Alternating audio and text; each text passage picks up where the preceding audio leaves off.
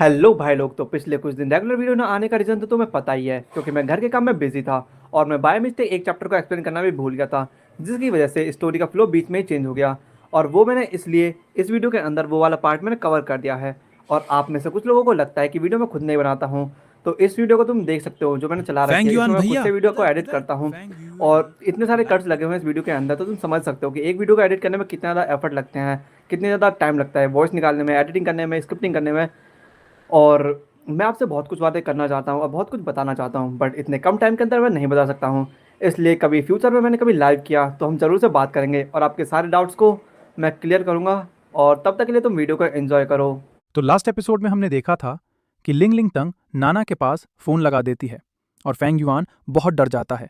Fang yuan phone की screen पर Tang नाना का नाम चमकते हुए देखकर एकदम सन्न रह गया, जैसे वो कोई टाइम बॉम्ब हो जो बस फटने ही वाला हो। लेकिन ही लिंग लिंग एकदम चिल थी। उसने बिना कुछ सोचे सीधा कॉल रिसीव कर लिया और स्पीकर भी ऑन कर दिया। लिंग लिंग अब बस भी कर। फोन के उस पार से टैंग नाना की हताश सी आवाज आई। ही लिंग लिंग ने दांत दिखाते हुए हंसकर कहा, अरे यार, नना तो आखिर नना ही है। तूने मेरी चोरी पकड़ ही ली। फैंग युआन, वो तेरे पास ही है ना? टैंग नना ने झिझकते हुए पूछा। ही लिंग लिंग ने मेरी तरफ आंख मारी और इशारा किया कि मैं जल्दी कुछ बोलूं। हाँ हाँ, मैं यही हूं। मैं झटके से होश में आया और मैंने जवाब दिया। फोन के उस पार एकदम सन्नाटा छा गया। मुझे भी समझ नहीं आ रहा था कि मैं बात कैसे शुरू करूं। वहां का माहौल एकदम ऑकवर्ड हो गया था। नाना, फैंग युआन, हम दोनों ने एक साथ बोलना शुरू किया और फिर एकदम से दोनों चुप हो गए। मुझे लगता है पहले तुम्हें बोलना चाहिए, मैंने बात संभालते हुए कहा। नाना, कल जो भी हुआ उसके लिए आई एम सॉरी। मुझे इतनी जल्दी टियान टियान की बात नहीं माननी चाहिए थी। मैंने तुम्हारी फीलिंग्स के बारे में नहीं सोचा और मुझे पता है कि इससे तुम्हें बहुत हर्ट हुआ है। लेकिन जब टियान टियान ने मुझसे कहा कि मैं उसके साथ वेलकम पार्टी में चलूं और उसने बोला कि वो मेरे कुछ बहुत ही इंपॉर्टेंट काम सॉल्व कर देगी, तो मेरा दिमाग ब्लैंक हो गया और मैंने हाँ कर दी। पर यह कोई बहाना नहीं है। मुझे सबसे पहले तुमसे बात करनी चाहिए थी। I am really sorry. मैंने एकदम क्लियर और स्ट्रिक्ट आवाज में जो भी मेरे दिल में था वो सब एक ही सांस में उगल दिया। ये सब बोलकर मुझे अंदर से बहुत हल्का फील हो रहा था। नहीं, इसमें तेरी कोई गलती नहीं है। मैं ही कुछ ज्यादा जिद्दी हो गई थी। टंग नाना की आवाज में एक हल्की सी रुंदन थी जिसे वो छुपाने की कोशिश कर रही थी। सच तो ये है कि पहले मैंने ही तुझे मना किया था और बाद में मैं अपनी ही बात से पलट गई। गलती मेरी भी थी। फोन को पकड़े हुए मेरी उंगलियां कस गईं। ऐसा लग रहा था जैसे किसी ने मेरे दिल को मुट्ठी में भींच लिया हो। फैंग युआन, सच कहूं तो कल मैंने बहुत सोचा। टैंग नाना की आवाज अब थोड़ी नॉर्मल हो रही थी। वेलकम पार्टी तेरे लिए बहुत इंपॉर्टेंट है और चूंकि टियान टियान ड्रेस के मामले में तेरी हेल्प कर सकती है, तो तुम दोनों का पार्टनर बनना ही सबसे सही है। लिंगलिंग बगल में खड़ी पागलों की तरह मुझे आंखें मार रही थी और बिना आवाज निकाले होठों से कह रही थी, जल्दी बोल ना। मैंने एक गहरी सांस ली। तो क्या नाना, तुम अभी भी मेरी डांस टीचर बनना चाहोगी? मेरा मतलब है, पार्टी होने तक क्या तुम मुझे गाइड करोगी? फोन के उस पार से कपड़ों के रगड़ने की हल्की सी आवाज आई, जैसे टैंग नाना अपनी पोजीशन बदल रही हो। इडियट, हमेशा फालतू का ही सोचता रहता है। क्या मैं तुझे हमेशा से नहीं सिखा रही हूं? आज मुझे सच में कुछ काम था, इसलिए मैं नहीं आ पाई। उसके इस थोड़े से नखरे और प्यार भरे जवाब को सुनकर मेरे दिल को आखिरकार सुकून मिल गया। फोन काटने के बाद हे लिंगलिंग ने पूरे चौड़ में मेरी पीठ थपथपाई। देखा, आखिर मेरी एंट्री से ही काम बनता है ना। थैंक्स यार, मैंने हे लिंगलिंग को दिल से शुक्रिया कहा। तो मैंने तेरी इतनी बड़ी हेल्प की है और तू मुझे सिर्फ मुंह से थैंक यू बोलेगा? तू चाहती क्या है? मुझे हे लिंगलिंग की आंखों में कोई गंदा सा गेम नजर आ रहा था। तुझे पिछली बार का याद है? पिछली बार मेरा दिमाग पूरा ब्लैंक था। क्लब वाली बात, हे लिंगलिंग ने चिढ़कर कहा। ओह, वो पक्का उस दिन की बात कर रही थी जब मैंने ताइक्वांडो क्लब में उसे हरा दिया था। तो तू एक बार फिर से मुझसे लड़ना चाहती है? मैंने थोड़ा कंफ्यूज होते हुए पूछा। हे लिंगलिंग ने अपनी आंखें सिकोड़ी और उसके चेहरे पर एक कमीनी स्माइल आ गई। बिल्कुल सही, लेकिन इस बार हम किसी और चीज में मुकाबला करेंगे। ये बोलते ही वो झटके से एक कदम आगे बढ़ी और अपनी लंबी राइट लेग को हवा में एक परफेक्ट कर्व बनाते हुए बहुत ऊपर उठा लिया। मैंने रिफ्लेक्स में पीछे हटकर उसे ब्लॉक करने की कोशिश की, लेकिन मैंने देखा कि उसकी लात मुझ पर नहीं पड़ी, बल्कि मेरे कान के बिल्कुल बगल में आकर रुक गई। लिंगलिंग, क्या तू मुझे दीवार से लगा रही है? मैं दीवार से सट चुका था। मेरी नजर मेरे बिल्कुल पास मौजूद उसकी गोरी और लंबी टांगों पर गई और मेरे दिल की धड़कन अपने आप तेज हो गई। हे लिंगलिंग का लेग वर्क सच में गजब का था। उसका पैर एकदम 180 डिग्री पर था और उसके पैरों की उंगलियां लगभग मेरे कान को छू रही थीं। उसने इतने मुश्किल पोज को बड़े आराम से होल्ड किया हुआ था और उसके चेहरे पर मुझे चढ़ाने वाली स्माइल थी। फैंग युआन, मुझे नहीं पता था कि तू बाइक्स का भी शौकीन है। हे लिंगलिंग ने एक हाथ से मेरा फोन ऊपर उठाया और मेरे वॉलपेपर की तरफ इशारा किया जिसमें मैं अपनी कावासाकी H2 पर बैठा था। मुझे हे लिंगलिंग के शरीर से एक बहुत ही भीनी भीनी खुशबू आ रही थी। मैंने अपना थूक गटका और बहुत ही आराम से उसके पैर को साइड कर दिया। बस मजे के लिए मॉडिफाई किया था, वैसे मैं ज्यादा नहीं चलाता। हम इसी चीज में रेस करेंगे। हे लिंगलिंग ने अपना पैर नीचे किया, अपनी कमर पर हाथ रखे और उसकी आंखों में एक अलग ही जोश चमक रहा था। तू श्योर है? Bike racing? मैंने अपनी भौहें चढ़ाई। क्यों, फट गई क्या? हे लिंगलिंग ने अपना एटीट्यूड दिखाते हुए ठुड्डी ऊपर की। फैंग युआन, ऐसा तो नहीं कि तू बाइक सिर्फ लड़कियों के सामने भौकाल काटने के लिए चलाता है? उसने मेरी ईगो को सही जगह हिट किया था। मेरे होठों पर भी एक स्माइल आ गई और मैंने सीधा उसका चैलेंज एक्सेप्ट कर लिया। ठीक है तो हो जाए रेस, लेकिन लिंगलिंग हारने के बाद रोना मत। ये सुनकर ही लिंगलिंग ऐसे हंसी जैसे मैंने कोई बहुत बड़ा जोक मार दिया हो। फैंग युआन, मुझे नहीं पता था कि तू डायलॉग बाजी भी कर लेता है। मुझे यानी हे लिंगलिंग को रुलाना इतना आसान नहीं है। कहीं ऐसा ना हो कि मैं तुझे रेस में धूल चटा दूं। ठीक है तो तू ही टाइम और जगह डिसाइड कर ले, तेरा भाई पक्का आएगा। मैं मन ही मन सोच रहा था, मैंने अपनी बाइक को मॉडिफाई करने में इतना पैसा और मेहनत लगाई है, ये किसी भी कीमत पर हे लिंगलिंग की उस स्टॉक BMW S1000 RR से तो नहीं हारने वाली। और वैसे भी मेरी H2 का ECU रीमैप होने के बाद उसकी पावर लगभग 240 हॉर्स पावर तक पहुंच चुकी है। सिर्फ स्टार्ट होते ही मैं उसे मीलों पीछे छोड़ दूंगा। जगह की बात है तो मुझे पता है कि शहर के बाहर वाला सी साइड हाईवे आजकल मेंटेनेंस पर है, वहां कोई गाड़ियां नहीं चल रही। वो रेस के लिए एकदम परफेक्ट ट्रैक रहेगा। और टाइम की बात है तो मुझे लगता है अभी का टाइम एकदम सही रहेगा। अभी?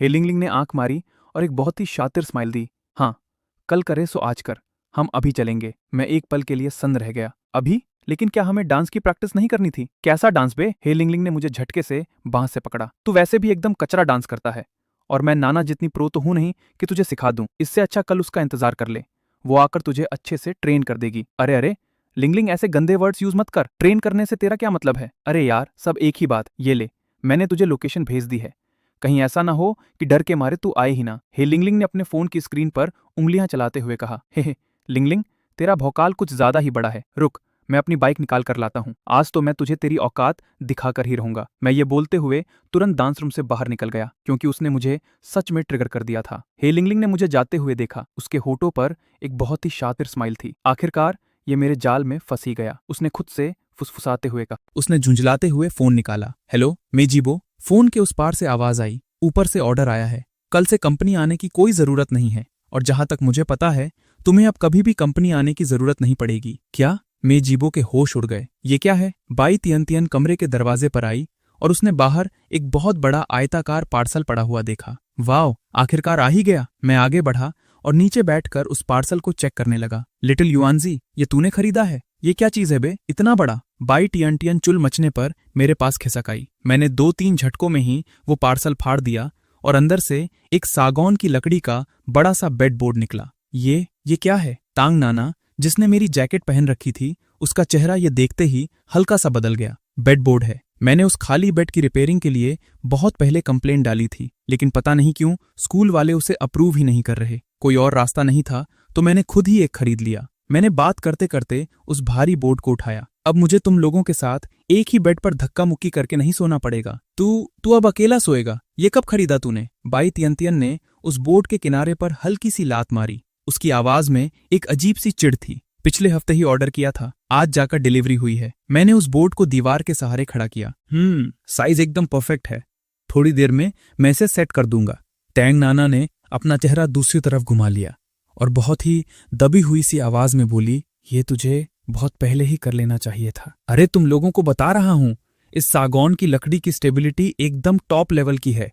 चलो चलो जरा मेरी हेल्प कर दो इसे लगाने में। कौन करेगा तेरी हेल्प, अपना काम खुद कर। बाई तियन ने बिना किसी बात के मुझे घूर कर देखा और मुड़कर वापस कमरे के अंदर चली गई। टैन नाना कुछ पल के लिए चुप रही, फिर मेरी जैकेट वापस मेरे हाथों में थमा दी। थैंक्स। और वो भी मुड़कर कमरे के अंदर चली गई और मैं साला बाहर कॉरिडोर में अकेला खड़ा रह गया, वो भारी बोर्ड पकड़े हुए एकदम ब्लैंक कि ये अभी हुआ क्या। आखिरकार ही लिंगलिंग और शू जिंगजिंग की हेल्प से मैंने वो बेड बोर्ड सेट कर ही लिया। अरे वाह, हमारा छोटा बाबू फैंग युआन अब बड़ा हो गया है, अब उसने अकेले सोना सीख लिया है। ही लिंगलिंग ने एक कमीनी सी स्माइल के साथ मुझे चिढ़ाते हुए कहा। मैं अपने नए सेट किए हुए बेड के सामने खड़ा था और मैंने खुशी से अपने हाथ झाड़े। ही लिंगलिंग की इस छेड़खानी से मेरे कान एकदम गर्म हो गए थे, लेकिन मैंने ऐसे एक्टिंग की जैसे मैंने कुछ सुना ही नहीं और अपना पूरा फोकस आखिरी पेज कसने पर लगा दिया। फैंग, वो क्या मैं तुम्हारा बिस्तर लगा दूं? सू याओ याओ मेरी रजाई और गद्दे उठाकर मेरे पास आ गई। अरे नहीं नहीं, मैं खुद कर लूंगा। मैंने जल्दी से अपने हाथ हिलाए, उससे गद्दे लिए और फटाफट अपनी बेडशीट बिछा दी। कमरे का माहौल थोड़ा अजीब सा हो गया था। सारी स्कूल ब्यूटीज अपने अपने काम में बिजी होने का नाटक कर रही थी, लेकिन सबकी सब चोरी चुपके मेरे इस नए बेड की तरफ ही घूर रही थी। डन। मैंने अपने फूले हुए तकिए को थपथपाया। आज रात तो एकदम मस्त नींद आएगी। बाई तियन तियन ने अपना मुंह टेढ़ा किया। ऐसे बोल रहा है जैसे हमारे साथ सोने में हम इस पर कोई बहुत बड़ा जुल्म कर रहे थे। मेरा वो मतलब नहीं था। मैंने ऑकवर्ड होकर अपना सिर खुजलाया। बस करो अब, सब जल्दी सो जाओ। टैंग नाना ने बात काटी।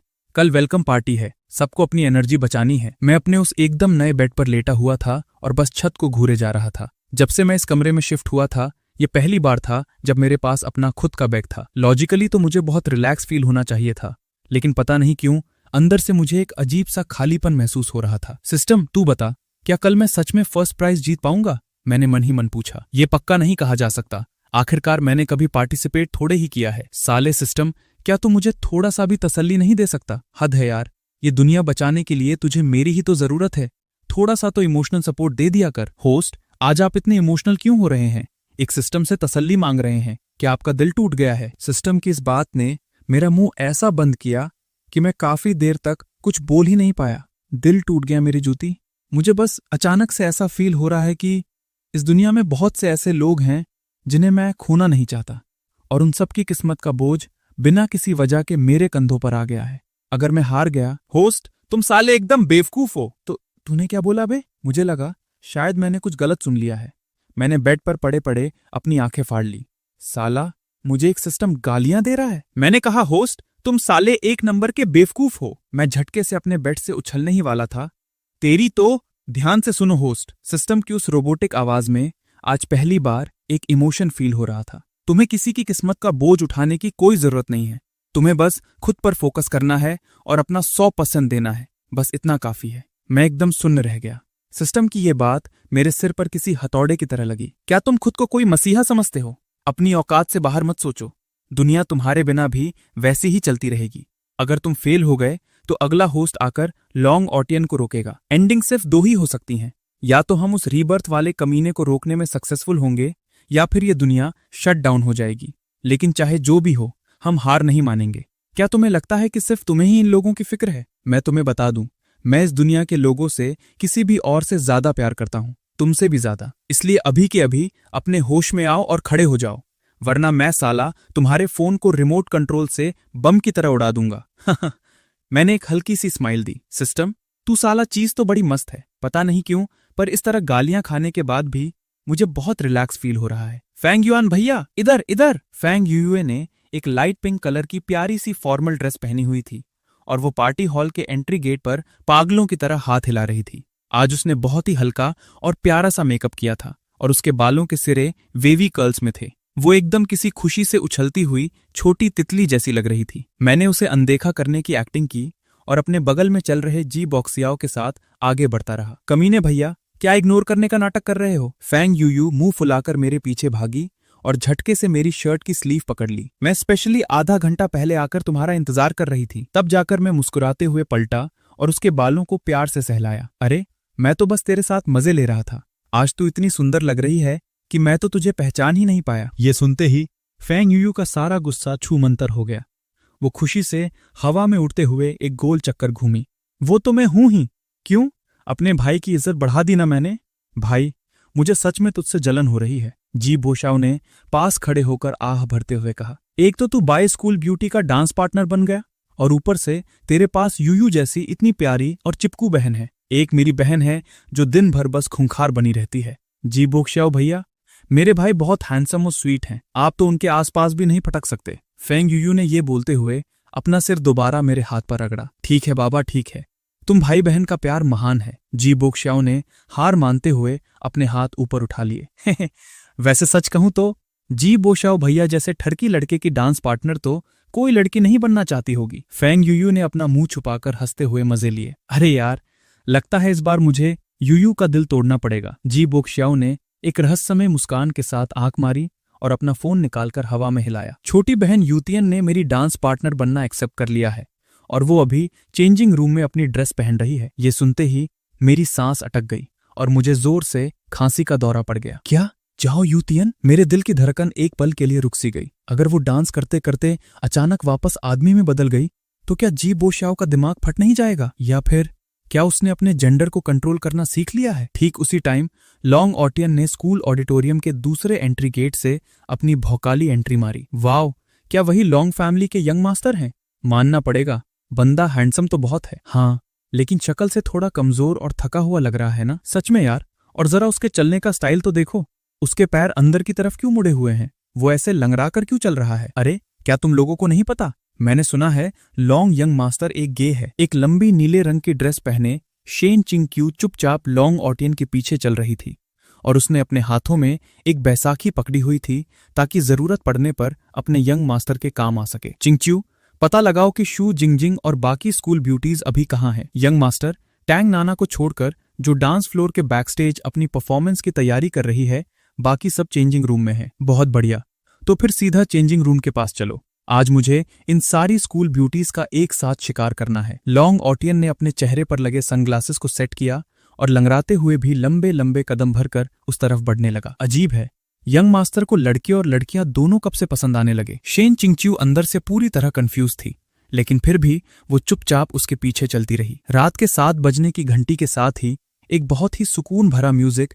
जियांगचंग यूनिवर्सिटी के ऑडिटोरियम में गूंज उठा। उस सुनहरे पेंडुलम की गूंज अभी शांत भी नहीं हुई थी कि पूरा हॉल एक बहुत ही गाढ़े और रोमांटिक वाइब से भर गया। छत पर लटके बड़े बड़े क्रिस्टल शैंडलियर्स नीचे के एकदम चिकने मार्बल वाले फ्लोर पर रोशनी के खूबसूरत पैटर्न बना रहे थे। यहाँ तक कि हवा में उड़ते हुए धूल के छोटे छोटे कण भी किसी सोने की तरह चमक रहे थे। चारों तरफ लगे हुए मखमली पर्दे जमीन को छू रहे थे और उन पर बने डार्क रेड और सुनहरे डिजाइन कलरफुल लाइट्स के नीचे एक अलग ही रॉयल्टी बिखेर रहे थे। बीच बीच में कोई गुब्बारा उन पर्दों से टकराता तो एक हल्की सी सरसर की आवाज आती, जैसे वो भी इस शानदार पार्टी के लिए कोई बीट दे रहा हो। लाइट्स और परछाइयों के बीच महंगे कपड़ों और परफ्यूम का जादू चल रहा था।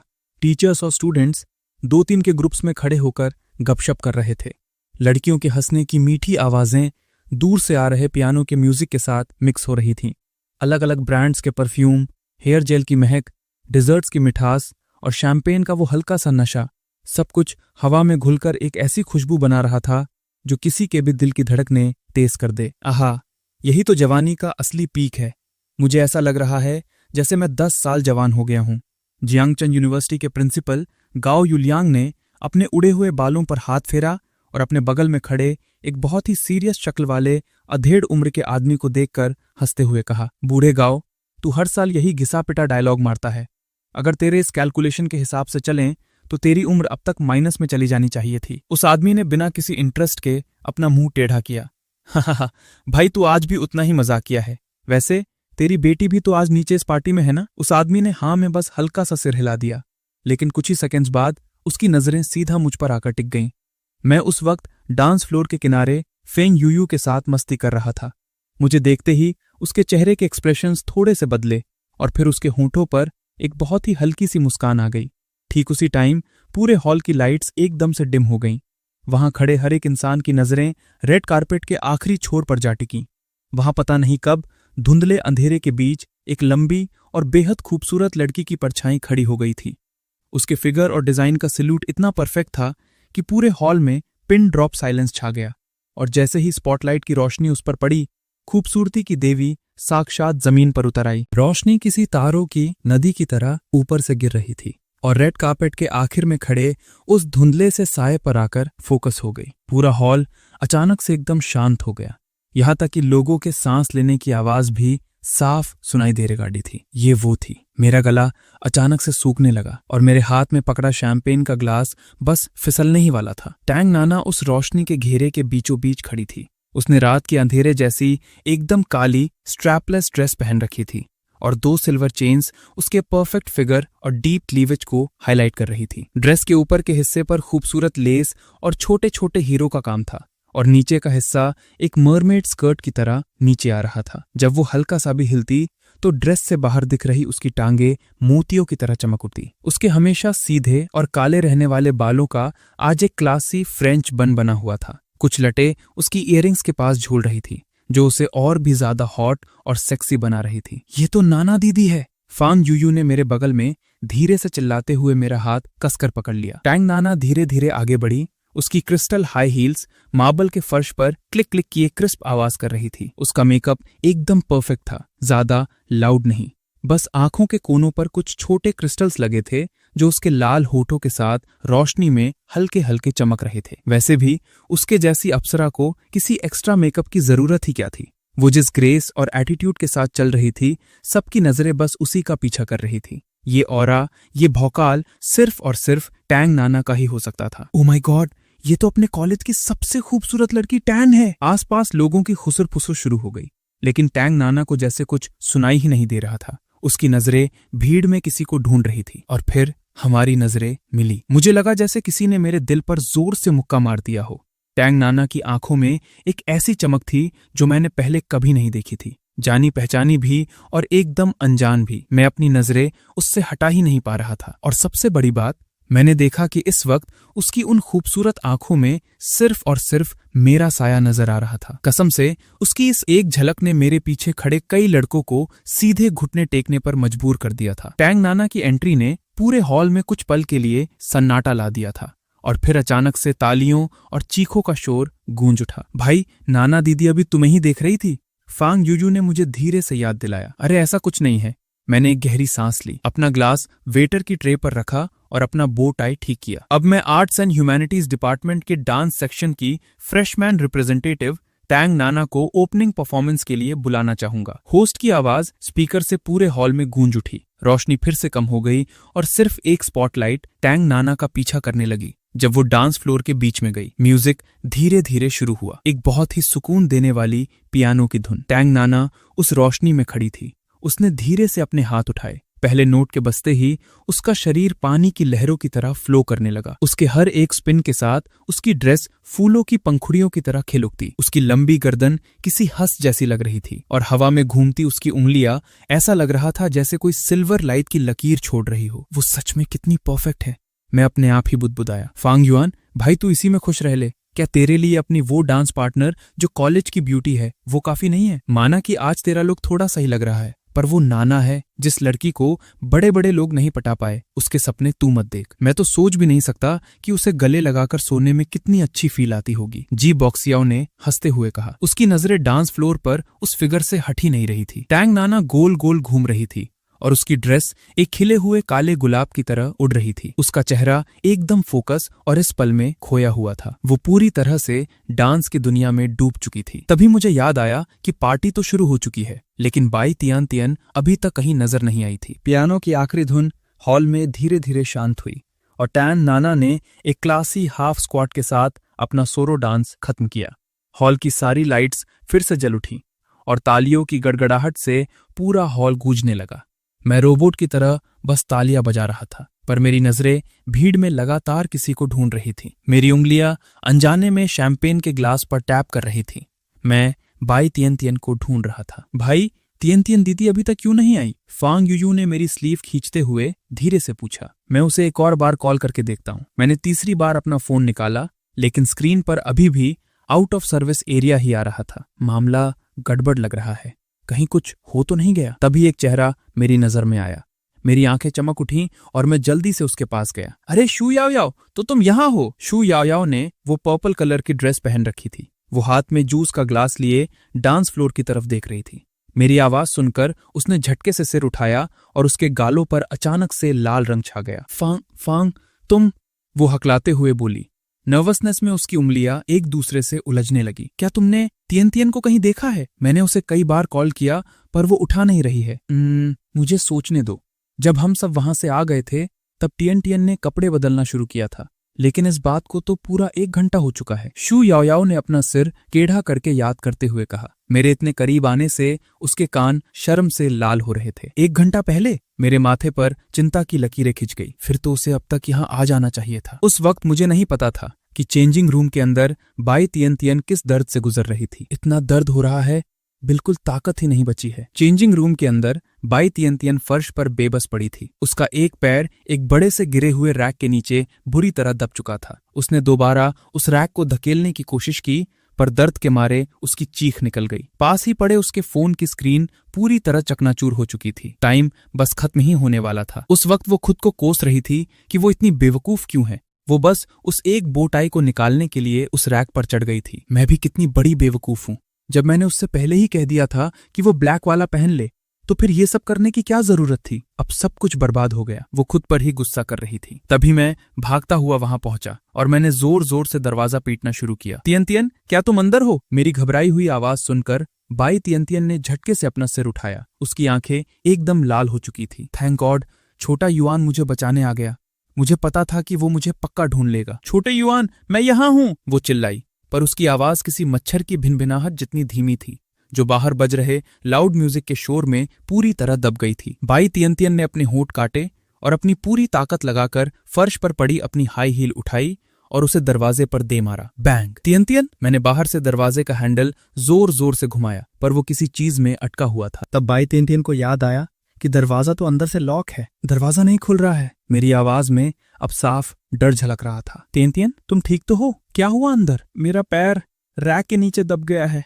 मैं हिल नहीं पा रही हूं और दरवाजा लॉक है। बाई तियन ने अपने कपड़ों को कसकर पकड़ लिया।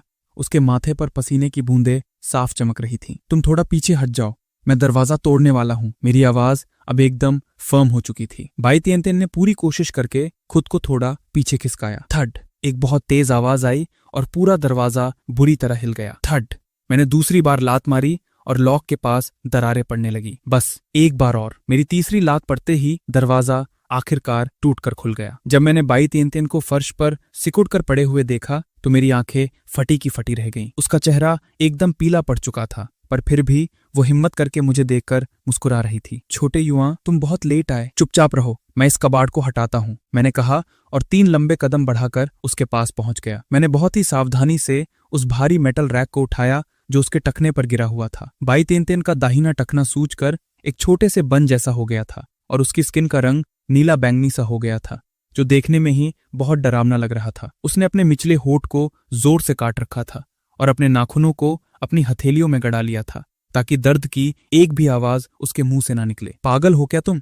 जब चोट लगी थी तो मुझे कॉल क्यों नहीं किया? मेरी आवाज में गुस्सा और फिक्र दोनों थे, जबकि मेरे हाथ बहुत ही प्यार से उसके टखने को चेक कर रहे थे। मेरा फोन टूट गया था ना, बाई तियन ने रोने वाले मुंह के साथ कहा। उसकी आंखों में आंसू छलक रहे थे। और मैंने इस टूटे हुए रैक को हटाने की बहुत कोशिश की, पर यह हिला ही नहीं। तुम यहीं रुको, मैं स्कूल के डॉक्टर को बुलाकर लाता हूं। नहीं, बाई तियन ने झटके से मेरी स्लीव पकड़ ली। पार्टी शुरू हो चुकी है, तुम ये कंपटीशन मिस नहीं कर सकते। लेकिन तुम नहीं कहा था ना कि ये पार्टी तुम्हारे लिए बहुत इंपॉर्टेंट है ना? बाई तियन ने मेरी कसकर बंद मुट्ठी को धीरे से खोला और वो लाल रंग की मखमली बोटाई मेरी हथेली पर रख दी। सच कहूं तो मैंने बहुत सोचा और मुझे लगा कि ये लाल बोटाई तुम पर ज्यादा अच्छी लगेगी। मैं उस लाल बोटाई को अपने हाथ में पकड़े बहुत देर तक कुछ बोल ही नहीं पाया। आखिरकार मैंने एक गहरी सांस ली और अपना फोन बाई तियन को दे दिया। इसमें कोई पासवर्ड नहीं है। कॉन्टैक्ट्स में मैंने स्कूल डॉक्टर का नंबर सेव कर रखा है। जैसे ही ये सब खत्म होगा मैं तुरंत भागकर तुम्हारे पास आऊंगा। ठीक है, मुझे पता है। अब जल्दी जाओ और कॉम्पिटिशन में हिस्सा लो। मैं ठीक हूं। और हाँ, अगर तुम सच में चैंपियन बन गए ना तो उस मिस्ट्री ग्रैंड प्राइज में मेरा हिस्सा देना मत भूलना। ठीक है। मैं चेंजिंग रूम से बाहर निकला। मैं बस सीढ़ियों से नीचे जाने ही वाला था कि तभी मेरी नजर शेन चिंगच्यू पर पड़ी, जो बहुत ही हड़बड़ी में लॉन्ग आउतियान को अपनी पीठ पर लादकर छत की तरफ भाग रहा था और नीचे लोग धीरे धीरे डांस फ्लोर पर इकट्ठा होना शुरू हो गए थे। मैंने नीचे देखा और मेरी नजरों के सामने मेरी हथेली पर रखी वो लाल बोटाई थी। बाई तियन मेरे फोन को अपने हाथों में कसकर पकड़े हुए थी। उस अकेले कमरे को देखकर उसकी आंखों से चुपचाप आंसू बहने लगे। उसने अपनी आंखें पोंछी और थोड़ी दूर पड़ी उस सिल्वर वाइट ड्रेस को उठाने के लिए हाथ बढ़ाया, जिसे वो पहन भी नहीं पाई थी, पर वो वहां तक पहुंच ही नहीं पा रही थी। वो बस बेबस होकर उस ड्रेस को धूल में सनते हुए देख रही थी। आखिरकार उससे और बर्दाश्त नहीं हुआ और वो जमीन पर औंधे मुंह गिरकर जोरों से रोने लगी। ठीक उसी वक्त मैंने वापस आकर दरवाजा खोला। मेरा साया उसके ऊपर पड़ा। त्यान, मेरी आवाज सुनकर उसने झटके से अपना सिर उठाया। अपनी आंसुओं से भरी धुंधली आंखों से उसने मुझे वापस लौटकर आते हुए देखा। मैं एक घुटने के बल बैठा और बहुत ही हल्के हाथों से उस सिल्वर वाइट ड्रेस को उठाया और धीरे से उसकी धूल झाड़ी। तुम वापस क्यों आ गए? बाई त्यान ने घबराकर अपने आंसू पोंछे। रोने की वजह से उसकी आवाज नाक से आ रही थी। जल्दी जाओ और कंपटीशन में हिस्सा लो। मैंने कोई जवाब नहीं दिया। मैं सीधा उसके पास झुका, अपना एक हाथ उसके घुटनों के नीचे डाला और दूसरा हाथ उसकी पीठ के पीछे रखा और उसे पूरी तरह से अपनी बाहों में उठा लिया। आह! बाई त्यान त्यान के मुंह से एक हल्की सी चीख निकल गई और उसने घबराहट में अपने आप ही मेरे गले में बाहें डाल ली। अचानक हवा में उठने की वजह से उसके गाल शर्म से लाल हो गए। उसकी पलकों पर अभी भी आंसुओं की बूंदें अटकी हुई थी। जिस पार्टी में तुम न हो उसमें शामिल होने का क्या ही फायदा। मैं बाई त्यान त्यान को बाहों में उठाए कॉरिडोर से गुजर रहा था। उसका वजन मेरी सोच से भी कहीं ज्यादा हल्का था, जैसे मेरे हाथों में कोई पंख आकर गिर गया हो। बाई त्यान त्यान मेरी बाहों में सिमट गई। उसका गाल मेरे सीने से लगा हुआ था और वो मेरी तेज धड़कनें साफ सुन सकती थी। मुझे नीचे उतारो, उसमें धीरे से विरोध किया, पर उसकी आवाज एकदम नरम थी, जिसमें कोई जान नहीं थी। ज्यादा हिलो मत। मैंने अपने हाथों की पकड़ और टाइट कर ली। तुम्हारे पैर का इलाज अभी तुरंत होना चाहिए। आखिरकार मैं ऐसा कर ही नहीं पाया। मैं किसी को अकेले चेंजिंग रूम में दर्द सहने के लिए कैसे छोड़ सकता था? वो लड़की जिसे मेरी वजह से चोट लगी, जिसने मेरे लिए रात रात भर जाकर ड्रेस डिजाइन की, पार्टी जीतना और वो आइटम कार्ड हासिल करना माना कि बहुत जरूरी है, पर वो चाहे जितना भी जरूरी हो, मेरी बाहों में इस वक्त जो है उससे बढ़कर कुछ नहीं हो सकता। बाई त्यान त्यान ने अब और जिद नहीं की। उसने चुपचाप अपनी आंखें उठाकर मेरी तरफ देखा। इस एंगल से वो मेरी टाइट जॉ लाइन और हल्की सी कांपती हुई पलकों को साफ देख सकती थी, और वही लाल बोटाई जो उसने खुद अपने हाथों से चुनी थी अभी मेरे हर कदम के साथ धीरे धीरे हिल रही थी, बिल्कुल किसी नाचती हुई आग की लपट की तरह। तुम वापस क्यों आए? उसने धीमी आवाज में पूछा। मेरे कदम एक पल के लिए रुक गए। मैंने अपना सिर झुकाकर उसकी आंखों में देखा, क्योंकि मैंने तुम्हें रोते हुए देख लिया था। बस इतनी सी बात ने बाई त्यान त्यान की आंखों को दोबारा नम कर दिया। वो मेरे कंधे पर टिक गई और उसकी हर सांस में मेरी कलोन की भीनी भीनी खुशबू भरने लगी। वैसे भी दारू के साथ चखने में लड़कियों के आंसू सच में बहुत ज्यादा कड़वे लगते हैं। बाई त्यान त्यान अचानक से फुफ्त करके हंस पड़ी। पागल! उसने धीरे से अपना माथा मेरे कंधे पर टकराया। कोई देख लेगा। उसका चेहरा एकदम पके हुए सेब की तरह लाल हो गया था। उसके छोटे छोटे हाथों ने मेरी कॉलर को कस के पकड़ लिया। देखने दो जिसको देखना है, और वैसे भी अब क्या ही फर्क पड़ता है इन सब बातों का। हॉल से आती म्यूजिक की आवाज अब और भी पास आने लगी थी। बाई त्यान त्यान आसपास से पड़ने वाली लोगों की हैरानी भरी नजरों को साफ महसूस कर सकती थी। उसने हार कर अपना चेहरा मेरे सीने में छुपा लिया, बिल्कुल उस शुतुरमुर्ग की तरह जो मिट्टी में सिर छुपाकर सच्चाई से भागने की कोशिश करता है। टांग ब्यूटी, क्या मैं आपके साथ एक डांस कर सकता हूँ? अबे तू कहाँ से टपक पड़ा बीच में? साले पहले मैं आया था यहाँ। टांग ब्यूटी, प्लीज मेरी डांस पार्टनर बन जाओ ना। टांग, इनकी बातों पर ध्यान मत दो। तुम मेरे साथ जोड़ी बनाओ, हम दोनों मिलकर ट्रॉफी जीतेंगे। महाकसम मैं तुम्हारे आगे हाथ जोड़ता हूँ, बस मेरी पार्टनर बन जाओ। सॉरी, मेरा काम सिर्फ आज की ओपनिंग परफॉर्मेंस देना था। मैं आगे पार्टी में हिस्सा नहीं ले रही। टांग नाना ने अपने आसपास भीड़ लगाकर डांस पूछने वाले उन सभी लड़कों को बड़े ही आराम और इज्जत से मना कर दिया। उसके माथे पर हल्की सी शिकन आ गई थी। नाना दी, ये लो। फांग यूयू उस भीड़ को चीरते हुए आगे आई और उसने टांग नाना को एक स्पेशल लेमन ड्रिंक का ग्लास पकड़ाया। ये बहुत मीठी और मस्त है। थैंक यू यूयू। टांग नाना ने वो ग्लास पकड़ा, पर ना चाहते हुए भी उसकी नजर एक बार फिर से डांस फ्लोर के किनारे खड़ी भीड़ की तरफ घूम गई। नाना दीदी, क्या आप मेरे भाई को ढूंढ रही हो? फैंग यूयू ने अपनी आंखें झपकाते हुए पूछा।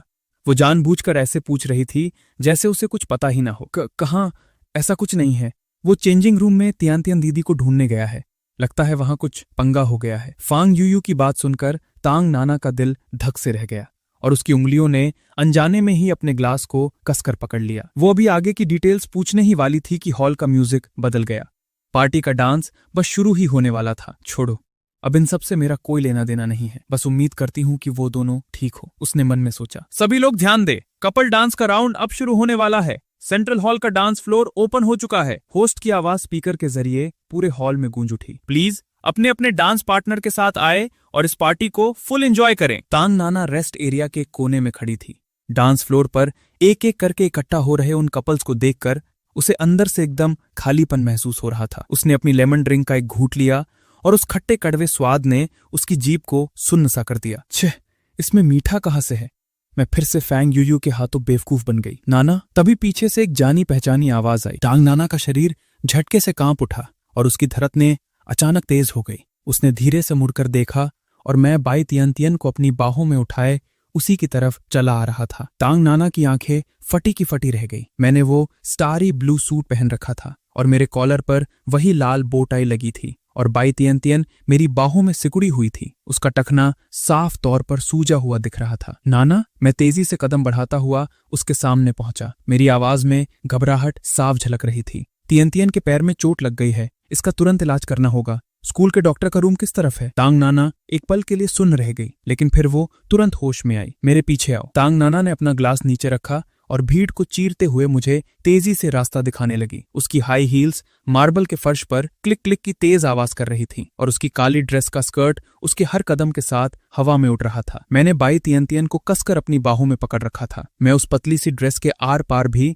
उसके शरीर की गर्माहट महसूस कर पा रहा था। बाई तियन ने अपने होंठ कसकर काट रखे थे। उसके माथे पर पसीने की बारीक बूंदें चमक रही थीं, पर उसने हिम्मत करके दर्द की एक आवाज तक नहीं निकाली। ये सब कैसे हो गया? तांग नाना ने धीमी आवाज में पूछा। उसकी आवाज में वो फिक्र साफ झलक रही थी जिसे वो छुपा नहीं पाई। ये सब मेरी गलती है नाना दीदी। बाई तियन की आवाज रुलाने वाली हो गई थी। मैं बस छोटे युवा के लिए वो लाल बोटाई निकालना चाहती थी, पर वो रैक गिर गया और मेरा पैर उसके नीचे दब गया। तांग नाना ने तरस खाकर उसे देखा और अपने कदम और तेज कर दिए। डॉक्टर का रूम 2nd फ्लोर के कोने में है। हम स्टाफ वाले रास्ते से चलेंगे। गड़बड़ हो गई। मैं लिंगलिंग दीदी से अलग हो गई। शू जिंगजिंग अपने आसपास की भीड़ भाड़ को देखकर थोड़ी कंफ्यूज लग रही थी। मुझे वापस जाकर याओ याओ दीदी को ढूंढना चाहिए। उसने पीछे मुड़कर वापस मेन हॉल की तरफ जाने का फैसला किया। तभी 2 चोरी छिपे से चलते हुए साए उसकी नजर में आ गए। तुम! शू जिंगजिंग ने सिर पर लेडीज स्टॉकिंग्स पहने हुए अर्थ स्पिरिट किंग पर चिल्लाकर कहा। गए काम से। अर्थ स्पिरिट, हम पकड़े गए। फायर स्पिरिट किंग के होश उड़ गए और उसने तुरंत लड़ने की पोजीशन बना ली। हाँ, फायर स्पिरिट, टेंशन मत ले। अर्थ स्पिरिट किंग ने फायर स्पिरिट किंग की तरफ देखकर हंसते हुए कहा और फिर शू जिंगजिंग के पास जाकर उसके कंधे पर हाथ रखा। मैं तुम्हें इंट्रोड्यूस करवाता हूँ। ये लड़की लॉन्ग यंग मास्टर की बॉडीगार्ड है। ये हमारी टीममेट है। तुझे पक्का यकीन है कि ये हमारी टीममेट है? फायर स्पिरिट किंग की आंखें फटी रह गई। उसका इशारा अर्थ स्पिरिट किंग के उस हाथ की तरफ था जिसके आर पार शू जिंगजिंग ने अपना कुनाई घुसेड़ दिया था। अर्थ स्पिरिट किंग दर्द के मारे उछलने लगा और अपने खून से लथपथ हाथ को पकड़कर कई कदम पीछे हट गया। लड़की, तू ये क्या कर रही है? जिन कमीनों ने मेरे यंग मास्टर को चोट पहुंचाई है, आज मैं तुम दोनों को जान से मार दूंगी। शू जिंगजिंग ने दांत पीसते हुए उन पर झपट्टा मारा। उसके दोनों हाथों ने तेजी से निंजा हैंड सील्स बनाए और उसकी हथेलियों में चक्रा एक नीले रंग के वाटर ब्लेड में बदल गया। हम तीनों मेडिकल रूम पहुंचे, पर हमने देखा कि दरवाजा तो खुला था लेकिन अंदर कोई नहीं था। साला, ये स्कूल का डॉक्टर कहाँ गायब हो गया? मैंने गाली बकते हुए बाई तियन को पर्दे के पीछे बने उस छोटे से बेड पर धीरे से लिटा दिया। तांग नाना नीचे बैठी और बहुत ही ध्यान से बाई तियन के टखने को अपने हाथों में लेकर चेक करने लगी। सूजन बहुत ज्यादा है, पहले बर्फ लगानी पड़ेगी, उसने अपने माथे पर सिकुड़न लाते हुए कहा। हॉल के पीछे वाले रेस्टरूम में एक फ्रिज है, जहां तक मुझे याद है उसमें आइस क्यूब्स रखी थी। मैं अभी लेकर आता हूं। मैं जैसे ही पलटा और बाहर भागने वाला था, तभी बाई तियन ने झटके से मेरी स्लीव पकड़ ली। बाई तियन ने अपने होंठ काटे, उसकी आंखें लाल हो रही थीं। पार्टी का डांस तो शुरू हो चुका है। भाड़ में गई पार्टी और डांस। मैंने धीरे से उसकी उंगलियों को अपनी स्लीव से हटाया। तुम्हारी चोट अभी सबसे ज्यादा जरूरी है। तांग नाना खड़ी हो गई। मैं जाकर ले आती हूं। उसकी नजरें हम दोनों के बीच झूलने लगी। मुझे एग्जैक्ट लोकेशन पता है। मेडिकल रूम का दरवाजा धीरे से बंद हो गया और अब कमरे में सिर्फ मैं और बाई तियन बचे थे। उस छोटे से कमरे में डेटॉल जैसी मेडिकल स्मेल के साथ बाई तियन के शरीर से आ रही गार्डिनिया फूल की भीनी भीनी खुशबू घुल मिलकर फैलने लगी। सॉरी। बाई तियन ने सिर झुका लिया। उसकी उंगलियां अपनी ड्रेस को मरोड़ रही थीं। ये सब मेरी बेवकूफी की वजह से हुआ। मैंने हमारी पार्टी का मजा किरकिरा कर दिया। मैं उसके बगल में बैठ गया और धीरे से उसके ठंडे पड़ चुके हाथों को अपने हाथों में पकड़ लिया। सॉरी तो मुझे बोलना चाहिए। अगर तुम उस बोटाई के चक्कर में ना पड़ती तो तुम्हें ये चोट भी नहीं लगती। बाई तियन ने अपना सिर उठाया। उसकी आंखों में एक अजीब सी चमक थी। तो फिर क्या तुम्हें ये पसंद आई? ये लाल वाली बहुत पसंद है। मैंने अपने कॉलर की तरफ इशारा किया। देखो, मैंने इसे अभी तक पहन रखा है।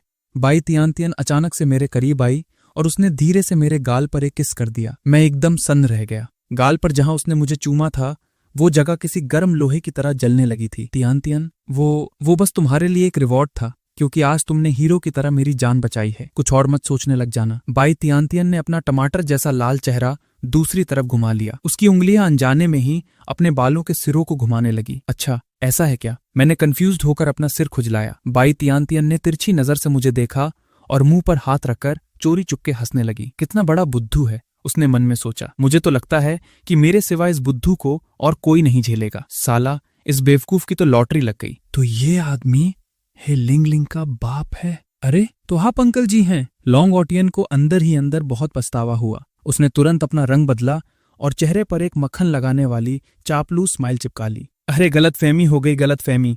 अभी मुझसे बहुत बड़ी भूल हो गई जो मैंने आप जैसी महान हस्ती को नहीं पहचाना और आपसे बदतमीजी कर दी। हिचिंगशन का हवा में उठा हुआ मुक्का वहीं रुक गया और वो शक भरी नजरों से लॉन्ग ऑटियन को घूरने लगा। पापा, आप इस पागल के मुंह मत लगो, हे लिंगलिंग ने हिचिंगशान को वहां से खींचते हुए कहा। इस आदमी के दिमाग में कुछ दिक्कत है। अरे रुकिए तो सही। लॉन्ग ऑटियन बस उनके पीछे भागने ही वाला था, तभी शेन चिंक्यू सेकेंड फ्लोर से सीधे नीचे कूदा और लॉन्ग ऑटियन के कान के पास आकर फुसफुसाया, यंग मास्टर, सीनियर ब्रदर ने उन रहस्यमयी स्टॉकिंग्स वाले कमीनों को ढूंढ लिया है। वो अभी उनसे लड़ रहे हैं। सच में? लॉन्ग ऑटियन की आंखें खुशी से चमक उठीं। चल चिंक्यू, हम अभी के अभी वहां चलते हैं। आज तो मैं उनसे अपना बदला लेकर ही रहूंगा। लॉन्ग ऑटियन को अब हे लिंगलिंग के पीछे भागने की कोई परवाह नहीं थी। सबसे पहले उसे अपने पिछवाड़े का बदला जो लेना था। याम भाई, आप मेरे लिए कितने अच्छे हो। आपको क्या लगता है इस बार का चैंपियन टाइटल पक्का हमारा ही है ना? बहुत सारा लाउड मेकअप पोते हुए एक लड़की और मे पियान डांस फ्लोर पर बहुत ही नखरे के साथ डांस कर रहे थे और बड़े घमंड से वहां मौजूद बाकी कपल्स को देख रहे थे। अरे इसमें भी कोई शक है? मेरी प्यारी जियाओ कियाओ। मे पियान के चेहरे पर नीले निशान पड़े हुए थे, पर फिर भी वो सीना तानकर बोल रहा था। वो तांग नाना तो मेरे पीछे ही पड़ गई थी कि मैं उसका डांस पार्टनर बनूं। मेरा पीछा ही नहीं छोड़ रही थी, लेकिन मैंने तो बिना कुछ सोचे सीधा उसे मना कर दिया। आखिरकार मेरे दिल में तो सिर्फ और सिर्फ मेरी जियाओ कियाओ बसती है। याम भाई, वांग जियाओ चाओ इमोशनल होकर मे पियान की बाहों में और सिमट गई। लेकिन आपका चेहरा इतना सूजा हुआ क्यों है? वो सब जरूरी नहीं है। मे पियान ने शर्मिंदगी से अपना चेहरा दूसरी तरफ घुमा लिया। तभी उसकी नजर साइड वाले दरवाजे से डांस फ्लोर पर एंट्री लेते हुए मुझ पर पड़ी। मुझे देखते ही उसका चेहरा गुस्से से टेढ़ा हो गया। ये साला यहाँ क्या कर रहा है? क्या हुआ यांग भाई? वांग जियाओ कियाओ ने भी हैरानी से उसी तरफ देखते हुए पूछा। वो कौन है? न जाने कहाँ से टपक पड़ा है ये कमीना, मे पियान ने दांत पीसते हुए कहा। लेकिन अगले ही पल उसकी आंखें फटी की फटी रह गईं। एक मिनट, वो तो तांग नाना ने मेरा हाथ पकड़ रखा था और हम दोनों धीरे धीरे डांस फ्लोर के बीच जा रहे थे। उसकी काली ड्रेस और मेरा डार्क ब्लू सूट लाइट्स की रोशनी में एक दूसरे के साथ एकदम परफेक्ट लग रहे थे। उसमें अपना चेहरा हल्का सा ऊपर उठाया हुआ था। उसकी लंबी और खूबसूरत गर्दन किसी हंस जैसी लग रही थी। वो इतनी खूबसूरत लग रही थी कि किसी की भी सांसें रुक जाएं, और मेरा सीधा और कॉन्फिडेंट पोस्चर उसके साथ एकदम मैच कर रहा था। जैसे ही हम दोनों वहां पहुंचे, पूरे हॉल की नजरें सिर्फ और सिर्फ हम पर टिक गईं। वो तो कॉलेज की सबसे खूबसूरत लड़की टांग है, और उसके साथ वो हैंडसम लड़का कौन है? क्या वो सच में एक साथ डांस करने वाले हैं? ओह माय गॉड, क्या टांग ने ये नहीं कहा था कि वो पार्टी में डांस नहीं करेगी? आसपास लोगों की फुसफुसाहटें तेज हो गईं और कैमरास के फ्लैश लगातार चमकने लगे। मे पियान का चेहरा गुस्से से लाल पीला होने लगा था। उसने अपनी मुट्ठी इतनी जोर से भींची कि हड्डियों के चटकने की आवाज आने लगी। याम भाई, मुझे दर्द हो रहा है। वांग जियाओ चाओ ने रोने जैसी शक्ल बनाकर अपना हाथ छुड़ाया। चुपचाप खड़ी रहे। मे पियान ने उसे झटके से धक्का दे दिया। उसकी नजरें डांस फ्लोर की एंट्री पर खड़े हम दोनों पर ही टिकी हुई थीं। ये नहीं हो सकता, उसकी जगह वहां मुझे होना चाहिए था। तांग नाना और मैं उस भारी भीड़ को चीरते हुए आगे बढ़ रहे थे। हमारे कानों में लोगों की हैरानी भरी आवाजें पड़ रही थीं, लेकिन इस वक्त उसका पूरा ध्यान सिर्फ और सिर्फ मेरे उस हाथ पर था जिससे मैंने उसे कसकर पकड़ा हुआ था। उसका दिल इतनी जोर से धड़क रहा था जैसे अभी सीना फाड़कर बाहर आ जाएगा। उसकी कलाई पर मेरी हथेली की गर्माहट महसूस हो रही थी जो किसी आग की तरह तप रही थी। तभी अचानक से हॉल की छत से अनगिनत सितारों जैसी रोशनी नीचे गिरने लगी। न जाने कब ड्रोन्स के एक बहुत बड़े झुंड ने ऊपर आसमान में एक चमकती हुई मिल्की वे का डिजाइन बना लिया था। इसे देखकर हर कोई अपना सिर उठाकर ऊपर देखने लगा और तारों से सजे उस नकली आसमान के नीचे मैं टांग नाना को अपने साथ लेकर डांस फ्लोर के बीचों बीच पहुंच गया। फंग युआन, तांग नाना ने मेरी आंखों में देखा। उसकी खूबसूरत आंखों में एक अजीब सी हलचल थी। ड्रोन से बनी वो गैलेक्सी धीरे धीरे घूम रही थी और उससे गिरती रोशनी हम दोनों के कपड़ों पर ऐसे चमक रही थी जैसे रात के अंधेरे में चमकते हुए असली तारे हों। मैंने हल्का सा अपना सिर झुकाया और तांग नाना की उन चमकती हुई आंखों में देखा। तांग नाना ने एक गहरी सांस ली और अपनी उंगलियों को बहुत ही हल्के से मेरे कंधे पर रख दिया। मैंने कभी नहीं सोचा था कि आखिर में हम दोनों एक साथ डांस करेंगे। हाँ, मैंने भी नहीं सोचा था। मेरे हाथ हल्के से कांप रहे थे जब मैंने उन्हें बहुत ही नरमी से उसकी कमर पर रखा। मेरा दूसरा हाथ उसकी उंगलियों में उलझा हुआ था। हम दोनों एक दूसरे के इतने करीब थे कि हम एक दूसरे की सांसों को साफ महसूस कर सकते थे। तुम फिर से नर्वस हो रहे हो। तांग नाना ने मेरी कांपती हुई उंगलियों को तुरंत नोटिस कर लिया और उसके चेहरे पर एक हल्की सी स्माइल आ गई। थोड़ा सा मैंने ईमानदारी से मान लिया, लेकिन सच में मेरी मदद करने के लिए तुम्हारा बहुत बहुत शुक्रिया नाना। तांग नाना ने अपना सिर ना में हिलाया। मेरी ये ड्रेस भी तियान तियान ने ही डिजाइन की थी। अब जबकि उसे चोट लग गई है तो ये मेरा भी फर्ज बनता है कि मैं उसकी इस इच्छा को पूरा करूं। वो एक पल के लिए रुकी और उसकी आवाज इतनी धीमी हो गई कि शायद ही किसी को सुनाई दे। और वैसे भी हमने इस डांस की बहुत बार प्रैक्टिस की है ना?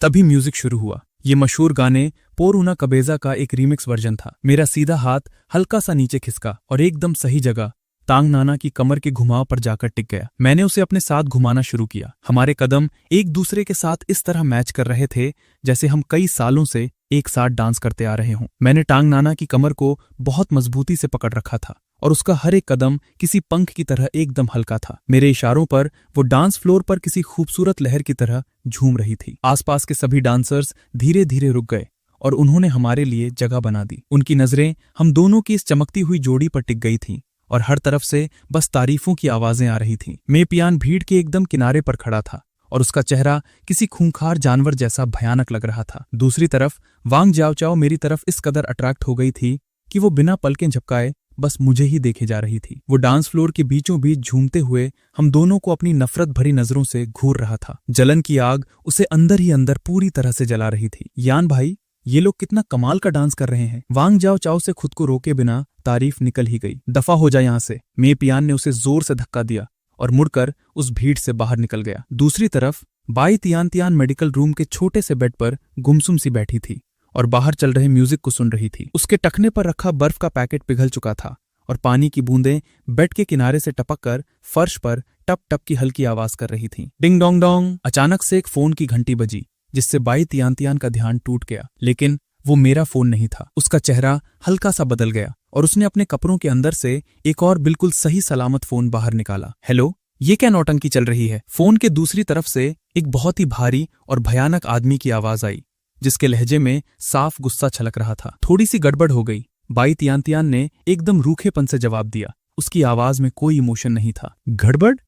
क्या तुम्हें अंदाजा भी है कि ये डांस पार्टी कितनी ज्यादा जरूरी है? मुझे पता है, लेकिन वैसे भी ये जगह मेरी कभी थी ही नहीं। बाई तियान तियान की आवाज थोड़ी भारी हो गई थी। उसने सिर झुकाकर अपने सूजे हुए टखने को देखा। उसकी आंखों की चमक पूरी तरह गायब हो चुकी थी। ये किस तरह से बात कर रही हो तुम? अपना टास्क मत भूलना। फोन पर उस आदमी की आवाज अब और भी ज्यादा खौफनाक हो गई थी। माफ कर दीजिए, मैंने आपको निराश किया पिताजी। तुम्हारे बचने का रास्ता अब मैंने काट दिया है। मैंने यानी जी से लिंग ने अपनी ठंडी नजरों से सामने खड़े उन 3 निंजास को घूरा। सालों ने सिर पर लेडीज स्टॉकिंग्स पहन रखी थीं। गोल्ड स्पिरिट किंग ने अपने बगल में खड़े दोनों स्पिरिट किंग्स के साथ नजरों ही नजरों में बात की। वो हुड पहने हुए मुझ पर पूरी तरह से अलर्ट थे। आखिर मैं अचानक जो टपक पड़ा था। अरे भाई, गोल्ड स्पिरिट किंग ने मुझे टटोलते हुए कहा। हम तीनों भाई तो बस यहाँ से गुजर रहे थे। हम तो आपको जानते भी नहीं, फिर आप हमारा रास्ता क्यों रोक रहे हैं? मैंने एक ठंडी मुस्कान के साथ अपने पीछे बंधी तलवार के हैंडल पर उंगलियां थपथपाई। तो आज तुम लोग एक और चमचा ले आए हो पूप पिकर बॉय? थोड़ा मजेदार है। क्या बकवास कर रहा है बे? गोबर उठाने वाले के बारे में? वाटर स्पिरिट किंग गुस्से से उछल पड़ा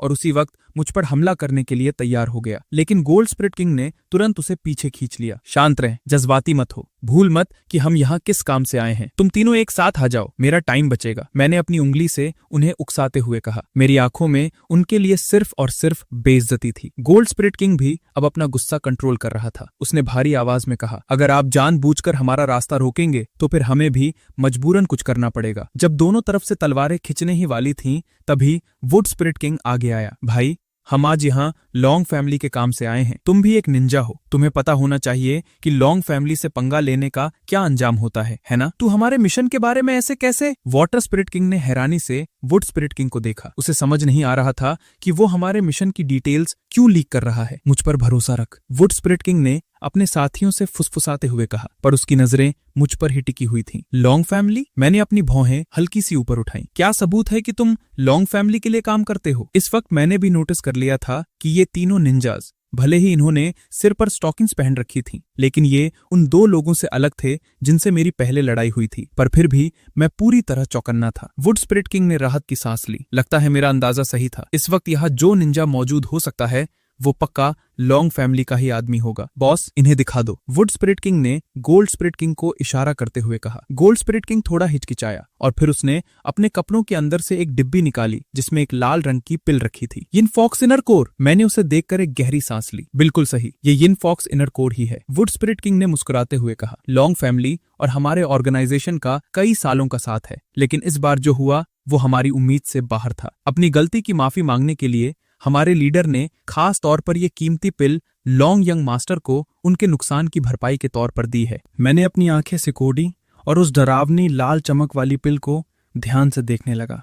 लॉन्ग फैमिली का एक जोनिन होने के नाते मुझे अच्छे से पता था कि ये यिन फॉक्स इनर कोर कितनी ज्यादा कीमती चीज है। साला, अगर ये चीज हाथ लग जाए तो समझो इंसान को एक और एक्स्ट्रा जिंदगी मिल गई। अगर तुम यहाँ गिफ्ट देने आए हो तो फिर ऐसे चोरी छिपे सिर पर स्टॉकिंग्स पहनकर क्यों घूम रहे हो? मेरा हाथ अभी भी मेरी तलवार के हैंडल पर ही था। वुड स्पिरिट किंग ने एक फीकी सी हंसी हंसी। हमारे ऑर्गेनाइजेशन में कुछ गद्दार पैदा हो गए हैं और हम उन्हें ही ढूंढ रहे हैं। उन्हें शक न हो इसलिए हमें यह सब नाटक करना पड़ा। ठीक उसी वक्त कॉरिडोर के आखिर से तेज तेज कदमों की आवाजें आने लगी। वो लॉन्ग ऑटियन शेन चिंक्यू के सहारे लंगराता हुआ हमारी तरफ आ रहा था। यही है वो रहस्यमयी स्टॉकिंग्स वाले कमीने, सालों को जान से मार दो। लॉन्ग ऑटियन ने उन तीनों स्टॉकिंग्स वाले आदमियों की तरफ उंगली दिखाते हुए शेर की तरह दहाड़ मारी। यंग मास्टर, रुकिए। मैंने तुरंत आगे बढ़कर शेन चिंक्यू को रोका, जो उन पर हमला करने के लिए बस भागने ही वाला था। रुकिए का क्या मतलब बे? मारो सालों को। जैसे ही शेन चिंक्यू ने अपनी लंबी तलवार निकाली, गोल्ड स्पिरिट किंग ने जल्दी से उस यिन फॉक्स इनर कोर को हवा में ऊंचा कर दिया। यंग मास्टर लॉन्ग, हम यहाँ आपसे माफी मांगने आए हैं। माफी की माँ की आंख। क्या तुम्हें अंदाजा भी है कि गप का लगातार तीन बार फटना कैसा लगता है? आज मैं तुम सालों के टुकड़े टुकड़े कर दूंगा। लॉन्ग ऑटियन गुस्से से पागल हो चुका था। उसने अपना आपा खो दिया और सीधा अपनी बैसाखी खींच कर मार दी, जो सीधे गोल्ड स्पिरिट किंग के हाथ में उस डिब्बी पर जा लगी। धराम! वो यिन फॉक्स इनर कोर नीचे गिरकर पल भर में चकनाचूर हो गई। गए काम से। वुड स्पिरिट किंग एकदम सुन्न पड़ गया। वो बस अपनी आंखों के सामने उस कीमती पिल को हवा में राख बनकर उड़ते हुए देखता रह गया। अगले ही सेकंड शेन चिंक्यू की तलवार की धार सीधे उसके सिर पर पहुंच चुकी थी। गोल्ड स्पिरिट किंग और वाटर स्पिरिट किंग ने एक साथ हमला किया। दो ठंडी चमकें फ्लैश हुई और उन्होंने बहुत ही मुश्किल से शेन चिंक्यू की उस लंबी तलवार को रोक लिया। जी से लिंग, तू सो रहा है क्या? मैं एक पल के लिए हिचकिचाया, लेकिन लॉन्ग ऑटियन का वो खूंखार और गुस्से से लाल चेहरा देखकर मैंने अपनी पीठ पर बंधी वो पुरानी तलवार निकाल ही ली। उस तलवार की धार हॉल की रोशनी में एक खौफनाक और ठंडी चमक छोड़ रही थी। यंग मास्टर का हुक्म है, आज तुम लोगों को यहाँ से जिंदा वापस नहीं जाने दूंगा, जी से लिंग ने भारी और ठंडी आवाज में कहा। जैसे ही उसकी वो पुरानी तलवार म्यान से पूरी तरह बाहर निकली, अचानक एक बहुत ही जोरदार और एनर्जेटिक म्यूजिक बजने लगा। गोल्ड स्पिरिट किंग ने देखा कि मामला हाथ से निकल रहा है, तो वो घबराकर चिल्लाया, लॉन्ग यंग मास्टर, हम तो यहाँ ऑर्गेनाइजेशन के हुक्म से आपको गिफ्ट देने आए थे। वो दोनों गद्दार मिंजाज अभी भी हॉल के अंदर ही हैं। उन्होंने ही आपको मारा था। बकवास बंद कर साले। लॉन्ग ऑटियन की बैसाखी छिन चुकी थी और उसके पिछवाड़े में अभी भी भयानक दर्द हो रहा था। जी से लिंग, काट डाल इन सालों को। एक भी रहस्यमयी स्टॉकिंग्स वाले कमीने को जिंदा मत छोड़ना। बॉस, लॉन्ग फैमिली का यंग मास्टर तो पागल हो गया है।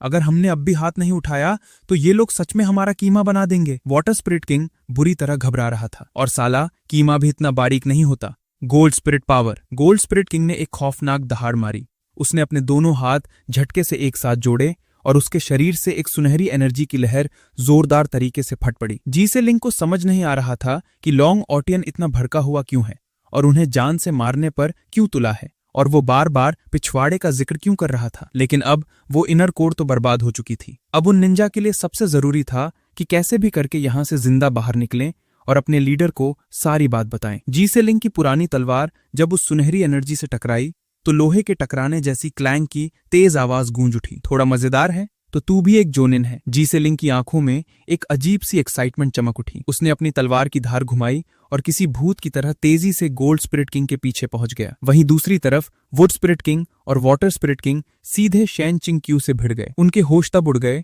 जब उन्होंने देखा कि शेन चिंक्यू उन दोनों के एक साथ हमला करने पर भी जरा सा भी कमजोर नहीं पड़ रहा था, बल्कि उल्टा, अगर उन दोनों से जरा सी भी चूक होती तो अगले ही पल उन्हें अपनी जान से हाथ धोना पड़ता। और लॉन्ग ऑटियन मैदान के बाहर खड़ा लगातार गालियां बक रहा था। वहां का नजारा पूरी तरह से अफरा तफरी का बन चुका था। इधर हॉल में म्यूजिक अब अपने क्लाइमैक्स पर पहुंच रहा था। मैं और टैंग नाना भी उसी स्पीड से अपने डांस स्टेप्स तेज कर रहे थे। हमारे हर एक स्पिन पर आसपास के लोग हैरानी और खुशी से चीख रहे थे। नाना, तुम आज सच में बहुत खूबसूरत लग रही हो, मेरे मुंह से अपने आप निकल गया। मेरी नजरें टैंग नाना की उस खूबसूरत कॉलर बोन पर टिक गईं, जहां एक छोटा सा हीरे का पेंडेंट हमारे हर स्टेप के साथ हल्का हल्का चमक रहा था। टैंग नाना के कान के सिरे पल भर में लाल हो गए। उसने मेरी उस गर्मा गर्म नजर से बचने के लिए हल्का सा अपना सिर घुमाया, लेकिन इसी दौरान उसके बालों की लटें अनजाने में मेरे गालों को छू गईं। उसके शरीर से आ रही उस गुलाब जैसी खुशबू ने मेरी सांसें ही रोक दी। फोकस करो, अब हमें घूमना है, उसने धीरे से याद दिलाया। जब मैंने उसे घुमाया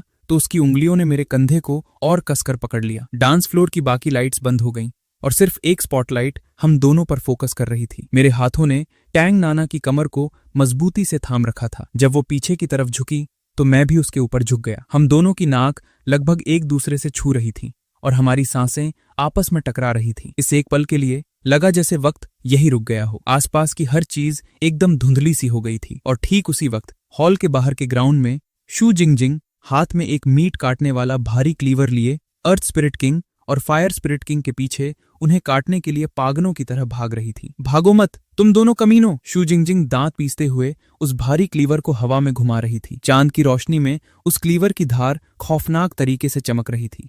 बचाओ, ये पागल औरत अभी तक हमारे पीछे क्यों पड़ी है? अर्थ स्पिरिट किंग भागते हुए रोने वाली आवाज में चिल्लाया।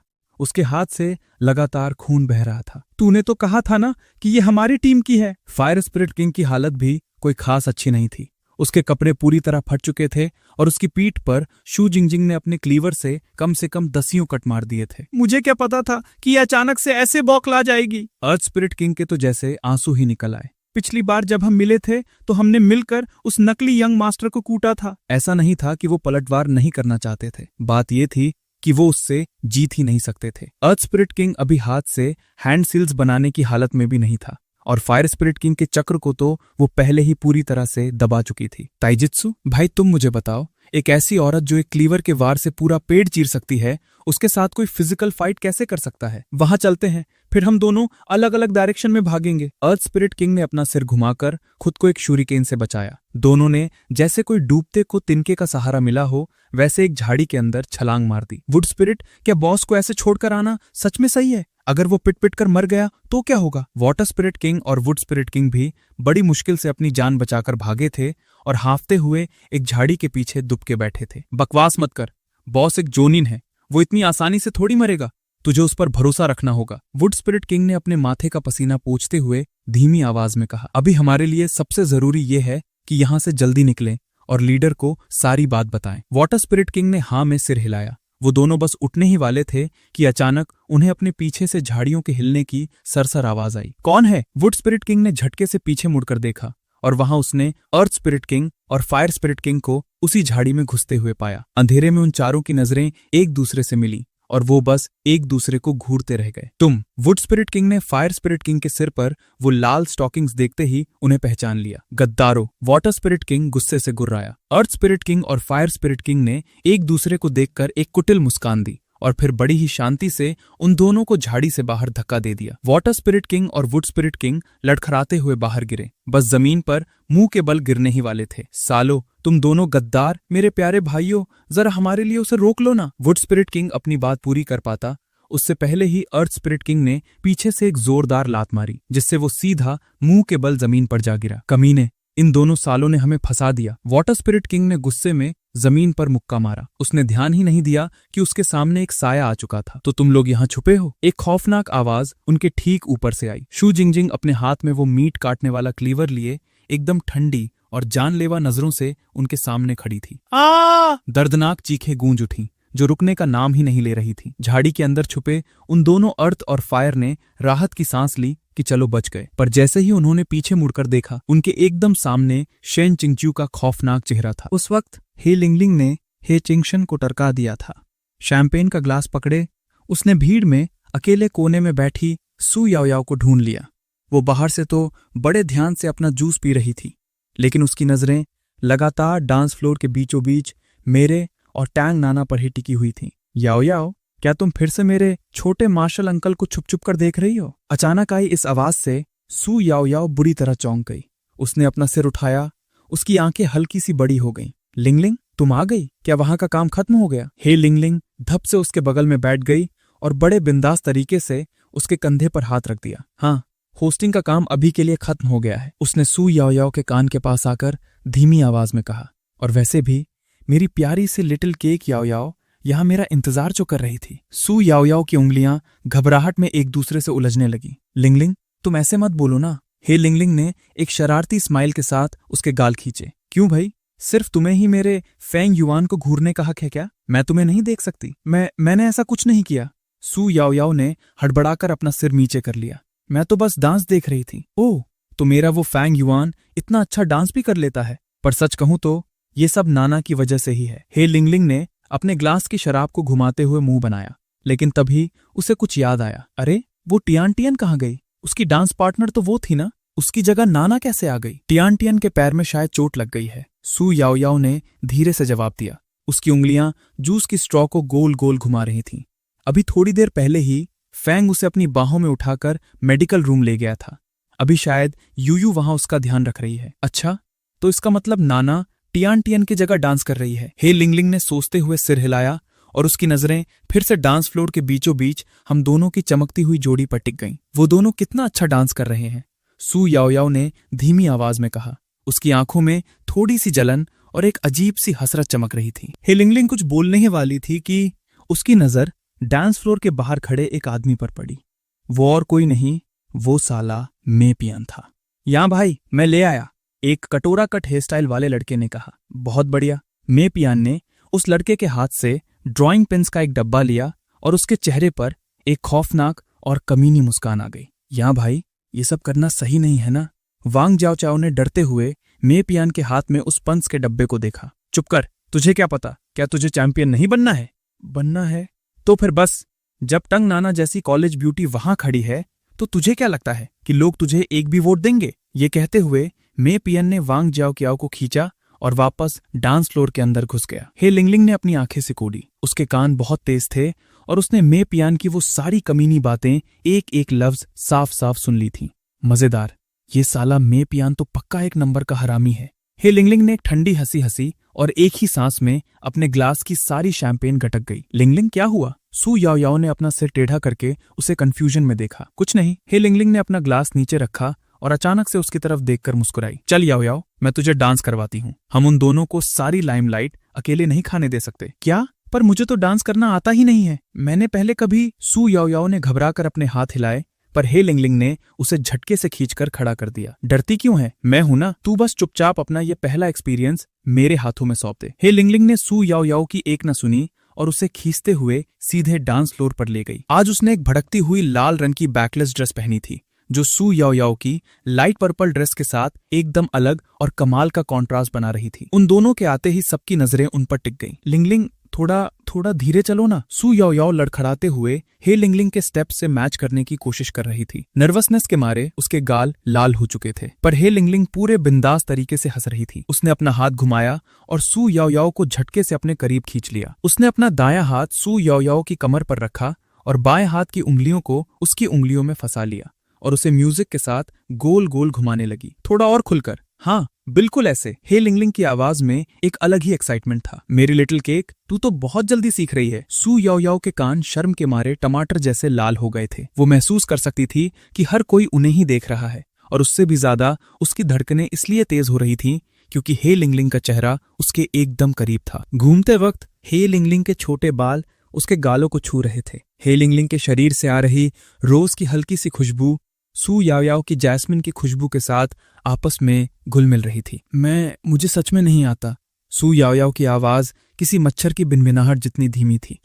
बस मुझे फॉलो कर। हे लिंगलिंग ने आंख मारी। फिर अचानक से उसने एक स्पिन लिया और सू याओ याओ को डांस फ्लोर के बीचों बीच ले गई और बिल्कुल सही टाइम पर उस छुप छुप कर आ रहे कमीने मे पियान के ठीक सामने आकर खड़ी हो गई। और दूसरी तरफ मेरा और टैंग नाना का डांस म्यूजिक के साथ अब एकदम क्लाइमैक्स पर पहुंच चुका था। फंग युआ, थोड़ा तेज, बस आने ही वाला है। टैंग नाना की आवाज में हल्की सी हाफन थी। उसकी उंगलियों ने मेरे कंधे को कसकर दबाया, मुझे इशारा करते हुए कि मैं अपनी स्पीड बढ़ाऊं। ठीक है। मेरे माथे पर पसीने की बारीक बूंदें चमकने लगी थी और मेरे हाथों की नसें तन गई थीं। हमारे शरीर लगभग एक दूसरे से चिपके हुए थे। मैं उस पतली सी ड्रेस के आर पार भी टैंग नाना की उस तेज और गर्म धड़कन को एकदम साफ महसूस कर पा रहा था। बस यहीं टैंग नाना ने अचानक मेरा हाथ छोड़ दिया। हमारे कदम एकदम से तेज हो गए। कभी हम फूलों के बीच उड़ती तितलियों की तरह हल्के फुल्के हो जाते, तो कभी आपस में टकराती लहरों की तरह एक दूसरे में खो जाते। हमारे दूर जाने और फिर से करीब आने का हर एक स्टेप हमारे दिलों की धड़कन के साथ एकदम मैच कर रहा था। उस रोशनी में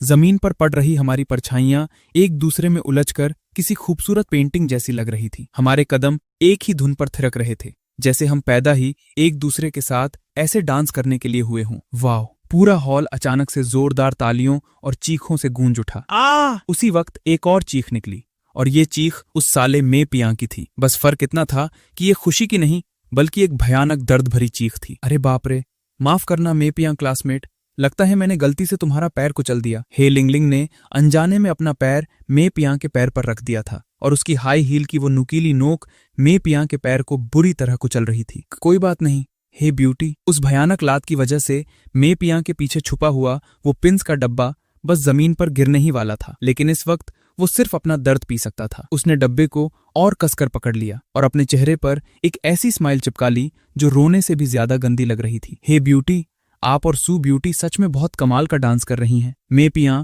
अपने पैर के दर्द को किसी तरह बर्दाश्त करते हुए हे लिंगलिंग के बगल से खिसकने की कोशिश कर रहा था। उसकी नजरें बार बार डांस फ्लोर के बीच में झूमते हुए मुझ पर और टैंग नाना पर ही जा रही थी, और उसने हाथ में पकड़े उस डब्बे को और जोर से भींच लिया। तारीफ के लिए शुक्रिया। वैसे सच कहूं तो मुझे हमेशा से लगता है कि तुम सच में बहुत हैंडसम हो। हे लिंगलिंग ने यह कहते हुए अपना हाथ उठाया और मे पियां की टाई पकड़कर उसे अपनी तरफ खींच लिया। उसकी आवाज इतनी मीठी थी कि किसी को भी पिघला दे। उसकी सांसों की खुशबू और उसके चमकते हुए लाल होंठ एक अलग ही जादू कर रहे थे। वो साला मे पियान अचानक से ही लिंगलिंग के इतने करीब आने पर थोड़ा घबरा गया था। उसकी टाई ने उसकी गर्दन को कस दिया था और उसकी नाक में बस ही लिंगलिंग के शरीर से आ रही वो तेज परफ्यूम वाली खुशबू भर रही थी। ही लिंगलिंग, तू क्या कर रही है? पियान भाई मेरे डांस पार्टनर हैं। वांग जियाओ क्याओ अचानक से चीखते हुए बीच में कूद पड़ी। उसने ही लिंगलिंग को जोर से धक्का दिया और मे पियान का हाथ कसकर पकड़ लिया। उसकी आंखें ऐसे घूर रही थीं जैसे अभी आग उगल देंगी। लिंगलिंग, पीछे खड़ी सू याओ याओ अचानक हुए इस बवाल को देखकर एकदम घबरा गई थी, पर ही लिंगलिंग ने बस धीरे से उसका हाथ दबाकर उसे शांत रहने का इशारा किया। जाओ चाओ क्लासमेट, तुम गलत समझ रही हो। मैं तो बस पियान क्लासमेट से हाय हेलो कर रही थी। अगर तुम्हें मेरा यहाँ रहना पसंद नहीं है तो मैं चली जाती हूँ। ही लिंगलिंग ने जानबूझकर ऐसे होठ दबाए जैसे वो बहुत बेचारी हो, और धीरे धीरे मे पियान की टाई छोड़ दी। सच कहूं तो इस वक्त उसकी एक्टिंग एकदम ऑस्कर लेवल की थी। ही ब्यूटी, आप मत जाइए। मेरा और वांग जाओचाओ का सच में कोई खास कनेक्शन नहीं है। मे पियान ने तुरंत झटके से वांग जाओचाओ का हाथ झटक दिया और ही लिंगलिंग को रोक लिया। मे पियान साला मन ही मन खुशी से पागल हो रहा था। भले ही टैंग नाना ने मुझे रिजेक्ट कर दिया, लेकिन ये ही लिंगलिंग भी तो एक नंबर की हॉट आइटम है, और ऊपर से इतनी ओपन और फॉरवर्ड।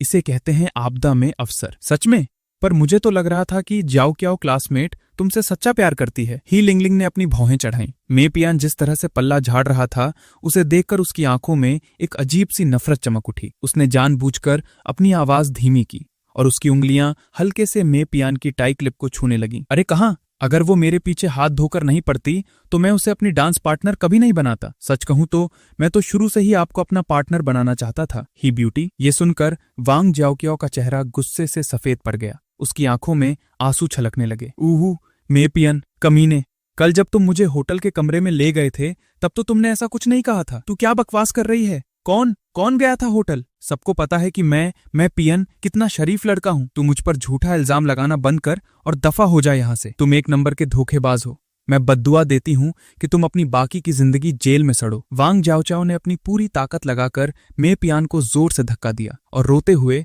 वहां से भाग गई। वांग जाओचाओ में ताकत कम नहीं थी। उसके धक्के से मे पियान सीधा जमीन पर जा गिरा, और वो भी सीधा अपने पिछवाड़े के बल। नहीं, जमीन पर नहीं, बल्कि उन ड्राइंग पंस पर। जैसा कि सबको पता है, वो पंस का डब्बा गत्ते का बना हुआ था और मे पियान ने उन पिंस को अपने पीछे छुपा रखा था। जब वो गिरा तो वो डब्बा ठीक उसके पिछवाड़े के नीचे आ गया। पिंस ने सिर्फ उस गत्ते को ही नहीं फाड़ा, बल्कि उसके पिछवाड़े को भी बुरी तरह से छेद दिया। मे पियान को लगा जैसे उसका पिछवाड़ा ही लीक हो गया हो, लेकिन किसी को पता न चल जाए कि वो लोगों को चोट पहुंचाने के लिए पेंस लाया था। इस डर से उसने अपनी चीख को गले में ही दबा लिया, और ये सारा नजारा ही लिंगलिंग अपनी आंखों से मजे से देख रही थी। और ही लिंगलिंग कौन सा उसे छोड़ने वाली थी? उसने तुरंत आगे बढ़कर जले पर नमक छिड़कने का फैसला किया। ओ पियान क्लासमेट, मैं सच में बहुत टच हो गई हूँ। मेरे लिए तुमने जाओ चाओ क्लासमेट से रिश्ता ही तोड़ लिया। वो तो करना ही था। मे पियान का पिछवाड़ा दर्द से फटा जा रहा था, लेकिन वो अपने चेहरे पर ऐसे एक्सप्रेशन बनाए हुए था जैसे कुछ हुआ ही ना हो। मैंने सोच लिया है,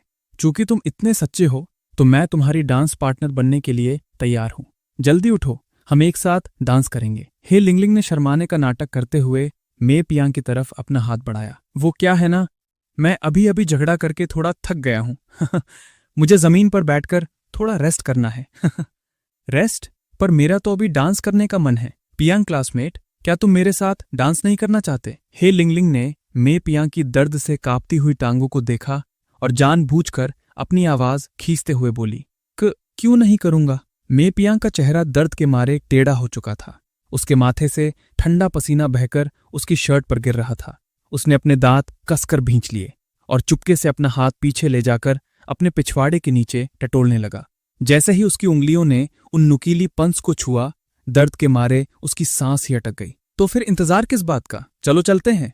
हे लिंगलिंग अपनी हंसी कंट्रोल करते हुए जानबूझकर उसके कंधे को खींचने लगी। आह! हे ब्यूटी, प्लीज मुझे अभी टच मत करो। मुझे यहाँ बैठकर अपनी जिंदगी के बारे में थोड़ा सोचना है। जिंदगी के बारे में सोचना है? ये जमीन तो बहुत ठंडी है। जिंदगी के बारे में सोचते सोचते कहीं तुम्हारा पिछवाड़ा ना जम जाए। हे लिंगलिंग ने अपना पैर हल्का सा उसके पीछे की तरफ खिसकाया। मे पियांग का पूरा शरीर दर्द से अकड़ गया था, लेकिन उसे अभी भी नॉर्मल दिखने की एक्टिंग करनी पड़ रही थी। उसके माथे से पसीने की बूंदें टपक रही थीं। नहीं, मुझे ठंड नहीं लग रही। मुझे ऐसे ही जमीन से जुड़कर सोचना पसंद है। अरे यार चलो ना, उठो। हे लिंगलिंग ने बिना किसी रहम के उसका हाथ पकड़ा और उसे जबरदस्ती ऊपर खींचने लगी। नहीं नहीं, प्लीज नहीं। चलो ठीक है। हे लिंगलिंग ने उसे हवा में ही छोड़ दिया और मे पियांग एक बार फिर से धराम से अपने पिछवाड़े के बल जमीन पर जा गिरा। पुची! जब मे पियांग दोबारा उसी जगह पर गिरा तो ऐसा लगा जैसे उन पिंस की आंखें आ गई हों। वो पिंस उसके गोश्त में और भी गहराई तक घुस गईं। दर्द के मारे उसकी आंखों के सामने अंधेरा छा गया। उसके गले से एक बहुत ही दबी हुई चीख निकली और उसके माथे की नसें बुरी तरह फड़कने लगी। इनका चेहरा कुछ ठीक नहीं लग रहा। क्या इनकी तबीयत खराब है? सू याओयाओ ने हे लिंगलिंग के पीछे छुपते हुए थोड़ी फिक्र के साथ पूछा। अरे हाँ, मैं सच में बिल्कुल ठीक हूँ, बस थोड़ा सा रेस्ट कर लूं। यहाँ क्या चल रहा है? ठीक उसी वक्त मैं और टैंग नाना अपना पहला गाना खत्म करके वहां आ चुके थे। समीने तू, मैंने जमीन पर बैठे उस मे पियांग को एक नजर में ही पहचान लिया। अरे भाई, मुझे मत मारना, मैंने आज सच में कुछ नहीं किया है। मुझे देखते ही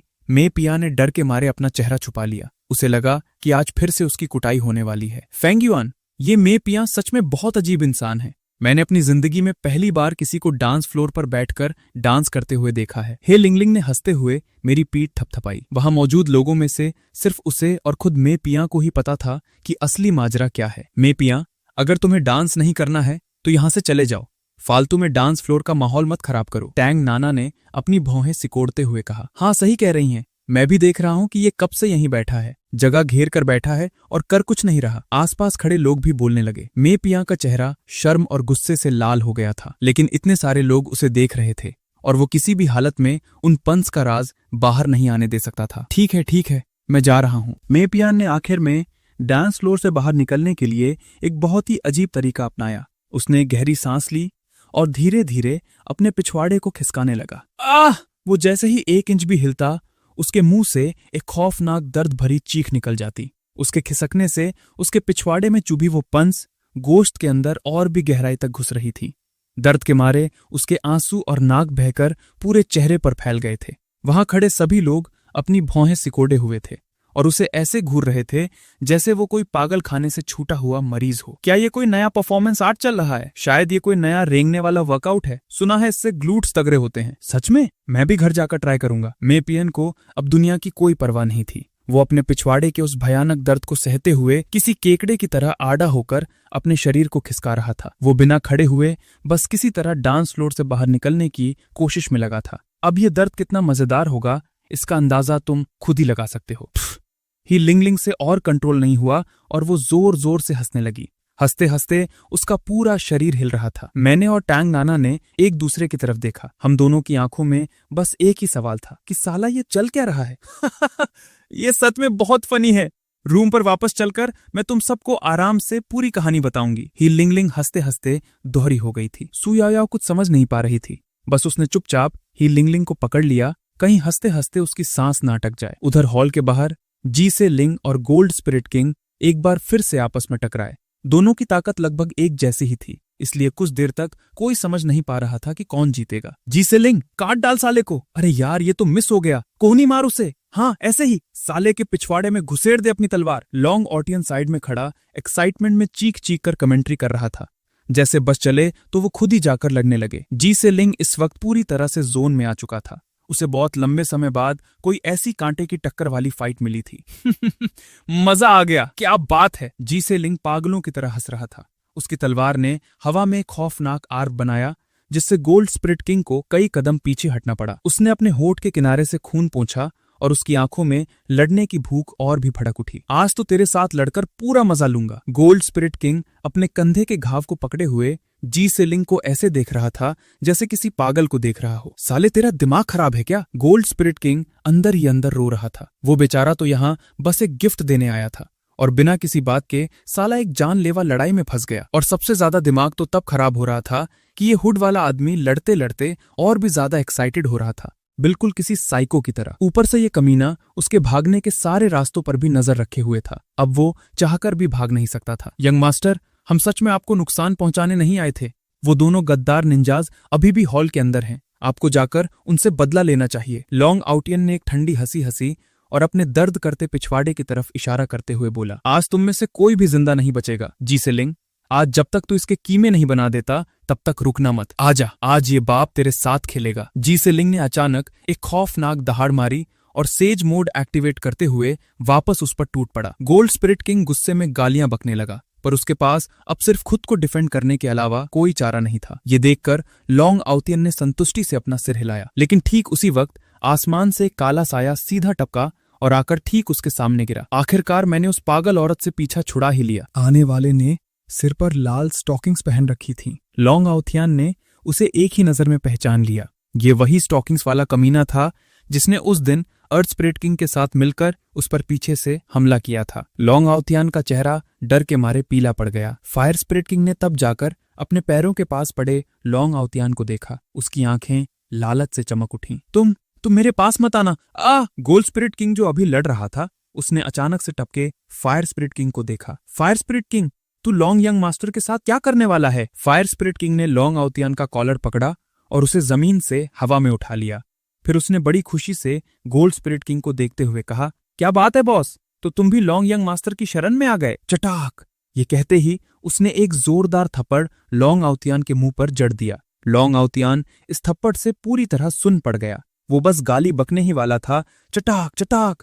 लगातार 2 और थप्पड़ उसके गालों पर पड़े। फायर स्पिरिट किंग ने अपना फोन निकाला, फ्रंट कैमरा ऑन किया, बड़े ध्यान से अपने बाल सेट किए और फिर लॉन्ग आउथियान का सिर कैमरा की तरफ घुमा दिया। लॉन्ग यंग मास्टर, आप खुद देख लीजिए, मैं अभी इस नकली कमीने को इतना मारूंगा कि ये हक देगा, उसने कैमरा में देखते हुए कहा। चटाक! उसने फिर से लॉन्ग आउथियान को एक जोरदार चाटा मारा। Young master, चटाक चटाक चटाक! 3 और जोरदार झापड़। मेरी वफादारी आसमान और जमीन के सामने साबित है। चटाक! बस मुझे अपने पास काम पर रख लीजिए। चटाक! एक और जोरदार थप्पड़। गोल्ड स्पिरिट किंग तो बस आंखें फाड़े ये सब देखता रह गया। उसकी आंखों के सामने फायर स्पिरिट किंग एक तरफ लॉन्ग आउथियान को थप्पड़ पे थप्पड़ मार रहा था और दूसरी तरफ फोन में देखकर किसी बंदर की तरह फुल एक्साइटमेंट में लॉन्ग आउथियान की ही तारीफों के पुल बांध रहा था। ये नजारा इतना अजीब था कि उसे लगने लगा कि कहीं वो कोई सपना तो नहीं देख रहा। लॉन्ग आउथियान का आधा चेहरा सूजकर गुब्बारा बन चुका था और मुंह से खून टपक रहा था। उसने अपनी पूरी जिंदगी में ऐसी बेइज्जती कभी नहीं सही थी और सबसे अजीब बात तो ये थी कि जो उसे कूट रहा था वही साला उसकी गुलामी करने की कस्में खा रहा था। उसने हाथ पैर मारकर बचने की कोशिश की, पर फायर स्पिरिट किंग ने उसे कसकर दबा रखा था। पागल हो गया है क्या तू? गोल्ड स्पिरिट किंग जोर से चिल्लाया। जल्दी हाथ रोक! पर फायर स्पिरिट किंग के कानों पर जूं तक नहीं रेंगी। वो बस फोन के कैमरा में देखते हुए लॉन्ग आउथियन को कूटता रहा। जी से लिंग! लॉन्ग आउथियन आखिरकार होश में आया और सुअर की तरह चीखने लगा, लेकिन जी से लिंग तो अपनी इस कांटे की टक्कर वाली फाइट में इतना मगन था कि उसे लॉन्ग आउथियन की चीखें सुनाई ही नहीं दे रही थीं। यंग मास्टर, देखिए मेरे आयरन सैंड पाम का कमाल कैसा लगा। फायर स्पिरिट किंग खुशी से चीखते हुए बोला। लॉन्ग आउतियन की आंखों के आगे अंधेरा छा गया। उसे लगा जैसे उसके दांत ही हिल गए हों। वो कांपते हुए फायर स्पिरिट किंग को घूरने लगा। तू आज मरेगा, मैं तुझे जिंदा नहीं छोड़ूंगा। यंग मास्टर, देखिए क्या मेरी पावर काफी है। फायर स्पिरिट किंग ने फोन के कैमरा में चापलूसी भरी स्माइल दी। क्या मैं इसे 2-4 और तगड़े वाले मारूं? मुझे बहुत सारी मूव्स आती हैं। ये कहते ही उसने जोर से अपना घुटना लॉन्ग आउतियन के पेट में दे मारा। लॉन्ग आउतियन दर्द के मारे झींगे की तरह मुड़ गया और उसके मुंह से खट्टा पानी निकल गया। गोल्ड स्पिरिट किंग से अब और बर्दाश्त नहीं हुआ। वो उसे बचाने के लिए आगे बढ़ने ही वाला था कि जी सेलिंग ने उसे रोक लिया। तेरा मुकाबला मुझसे है। जी सेलिंग इस वक्त फुल लड़ने के मूड में था। उसकी तलवार की नोक सीधे गोल्ड स्पिरिट किंग के गले पर टिकी थी। आज जब तक हार जीत का फैसला नहीं हो जाता, यहां से कोई नहीं हिलेगा। गोल्ड स्पिरिट किंग गुस्से से कांपने लगा। उसने देखा कि फायर स्पिरिट किंग अभी भी लॉन्ग आउतियन को बुरी तरह कूट रहा है और वो खुद इस साइको के चंगुल से बाहर नहीं निकल पा रहा। उसने पागलों की तरह एक कदम पीछे लिया और अपने दोनों हाथों से तेजी से हैंड सील्स बनाई। गोल्ड स्टाइल, इंडेस्ट्रक्टिबल वज्र बॉडी। गोल्ड स्पिरिट किंग के पूरे शरीर पर किसी मेटल जैसी चमक आ गई। उसने सीधे अपने शरीर पर जी से लिंग की तलवार का वार झेल लिया, जिससे एक तेज क्लैंग की आवाज आई। उसी पल का फायदा वाइब लाकर उसने फायर स्पिरिट किंग की तरफ कुछ शुरिकेन्स फेंक दिए। साले गद्दार, यंग मास्टर को छोड़ दे। और ठीक उसी वक्त फायर स्पिरिट किंग ने लॉन्ग आउतियन को हवा में उठा रखा था। वो सारे शुरिकेन्स बिना किसी चूक के सीधे लॉन्ग आउतियन के पिछवाड़े में जाकर घुस गए। क्या बात है बॉस, तुम तो बहुत चालू निकले। फायर स्पिरिट किंग एक अजीब सी हंसी हंसने लगा। टेंशन मत लो बॉस, इस काम का सारा क्रेडिट मैं अकेले नहीं लूंगा। डांस फ्लोर का म्यूजिक अचानक से बदल गया। वो रोमांटिक वॉल्स अब एक तेज और भड़कते हुए चाचा चा में बदल गया था।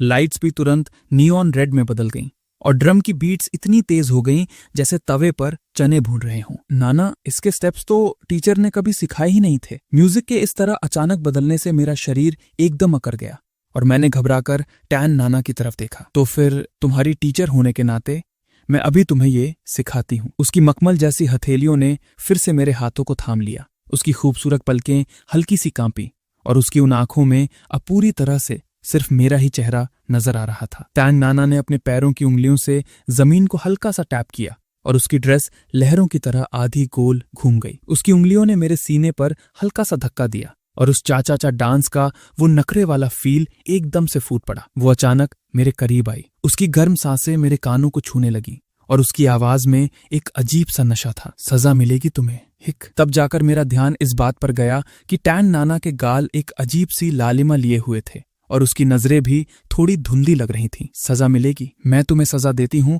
कि कल तुम्हें मेरे साथ 3 घंटे और प्रैक्टिस करनी पड़ेगी। ये बोलने के बाद वो खुद ही एक पल के लिए रुक गई, जैसे सोच रही हो कि क्या उसकी ये सजा काफी डरावनी थी या नहीं। नाना, तुम नशे में हो। मैंने जल्दी से उसके लड़खड़ाते हुए शरीर को पकड़ लिया। बस एक छोटा सा ग्लास। टैंग नाना ने अपनी उंगलियों से एकदम जरा सा इशारा किया, पर उसका शरीर अपने आप मेरी बाहों में गिरने लगा। यूयू ने मुझे दी थी वो लेमन वाली। फैंग यूयू ने दी थी। मेरी नजर अचानक 2nd फ्लोर की रेलिंग के पीछे गई, जहां फैंग यूयू मुझे देखकर विक्ट्री का साइन बना रही थी। मुझे उसी वक्त सारी कहानी समझ आ गई। फैंग यूयू नीचे डांस फ्लोर पर हम दोनों को देख रही थी और उसके चेहरे पर एक बहुत ही चालू सी स्माइल आ गई। Mission successful. मेरी इस नई सीक्रेट रेसिपी का असर सच में बहुत गजब का है। लूजर भाई, जल्दी से नाना दीदी को रूम पर ले जाओ और अच्छा होगा कि आज रात को ही वो सारा जरूरी काम निपटा लेना, ताकि भाभी मुझे भी सिखा सके कि अपना फिगर कैसे मेंटेन करते हैं। मैंने सिर झुकाकर टैंग नाना के उस लाल हो चुके खूबसूरत चेहरे को देखा। उसकी पलकों की बारीक परछाई लाइट्स के नीचे पड़ रही थी। वो पूरी तरह से एक नशे में धुत बिल्ली की तरह मेरी बाहों में घुसने की कोशिश कर रही थी। फैंग युआन, उसने अचानक से मेरा कॉलर पकड़ लिया। उसकी नाक लगभग मेरी ठुड्डी से छू रही थी। तुम्हारे अंदर से तियन तियन की खुशबू आ रही है। मेरा दिल जोर से धक से रह गया। मैंने अपने आप ही आधा कदम पीछे लिया, पर उसने मेरा कॉलर पकड़कर मुझे वापस अपनी तरफ खींच लिया। कलरफुल लाइट्स में उसकी वो नशे से भरी आंखें पानी की तरह चमक रही थीं। उसकी उंगलियां मेरे गले से फिसलती हुई मेरी कॉलर बोन तक आ गईं। तुम छुप क्यों रहे हो? क्या तुम अंदर से डर गए हो? नाना, मैंने सूखा थूक निगला। मेरी हथेलियां उसकी जलती हुई कमर पर रखी थीं। उस लेमन ड्रिंक की मिठास और उसके शरीर की वो गुलाब जैसी खुशबू दोनों मिलकर मेरे कानों को शर्म और गर्मी से लाल कर रही थीं। मैं बिल्कुल नहीं डरा हूं। टैंग नाना की सांसें आग की तरह तप रही थीं। तुम्हारी धड़कन बहुत तेज चल रही है। मुझे खुद भी लग रहा था कि मेरी धड़कनें सच में किसी बुलेट ट्रेन की स्पीड से भाग रही हैं। टैंग नाना के इस हल्के नशे वाले अवतार ने उसे इतना ज्यादा अट्रैक्टिव बना दिया था कि वो आंखों से सीधे जादू कर रही थी। उसकी वो नशे में डूबी हुई खूबसूरत आंखें मुझे ऐसे घूर रही थीं कि मेरे दिमाग ने काम करना ही बंद कर दिया था। नाना, हमें अब नीचे चलना चाहिए। मेरी आवाज थोड़ी भारी और अटकी हुई सी निकल रही थी। मैंने बहुत ही प्यार से टैंग नाना की कलाई पकड़ ली। क्यों? टैंग नाना ने अपना सिर टेढ़ा किया। क्या तुमने ही नहीं कहा था कि तुम्हें मेरे साथ डांस करना पसंद है? मेरा मतलब है कि मैं तुम्हारे लिए नशा उतारने की कोई चीज लाता हूं। मैंने घबराकर उससे दूरी बनाने की कोशिश की, पर टैंग नाना ने झटके से मेरी कलाई पकड़ ली। तुम कहीं नहीं जाओगे। उसकी आवाज एकदम सॉफ्ट और नशे में डूबी हुई थी। अभी डांस खत्म नहीं हुआ है। और फिर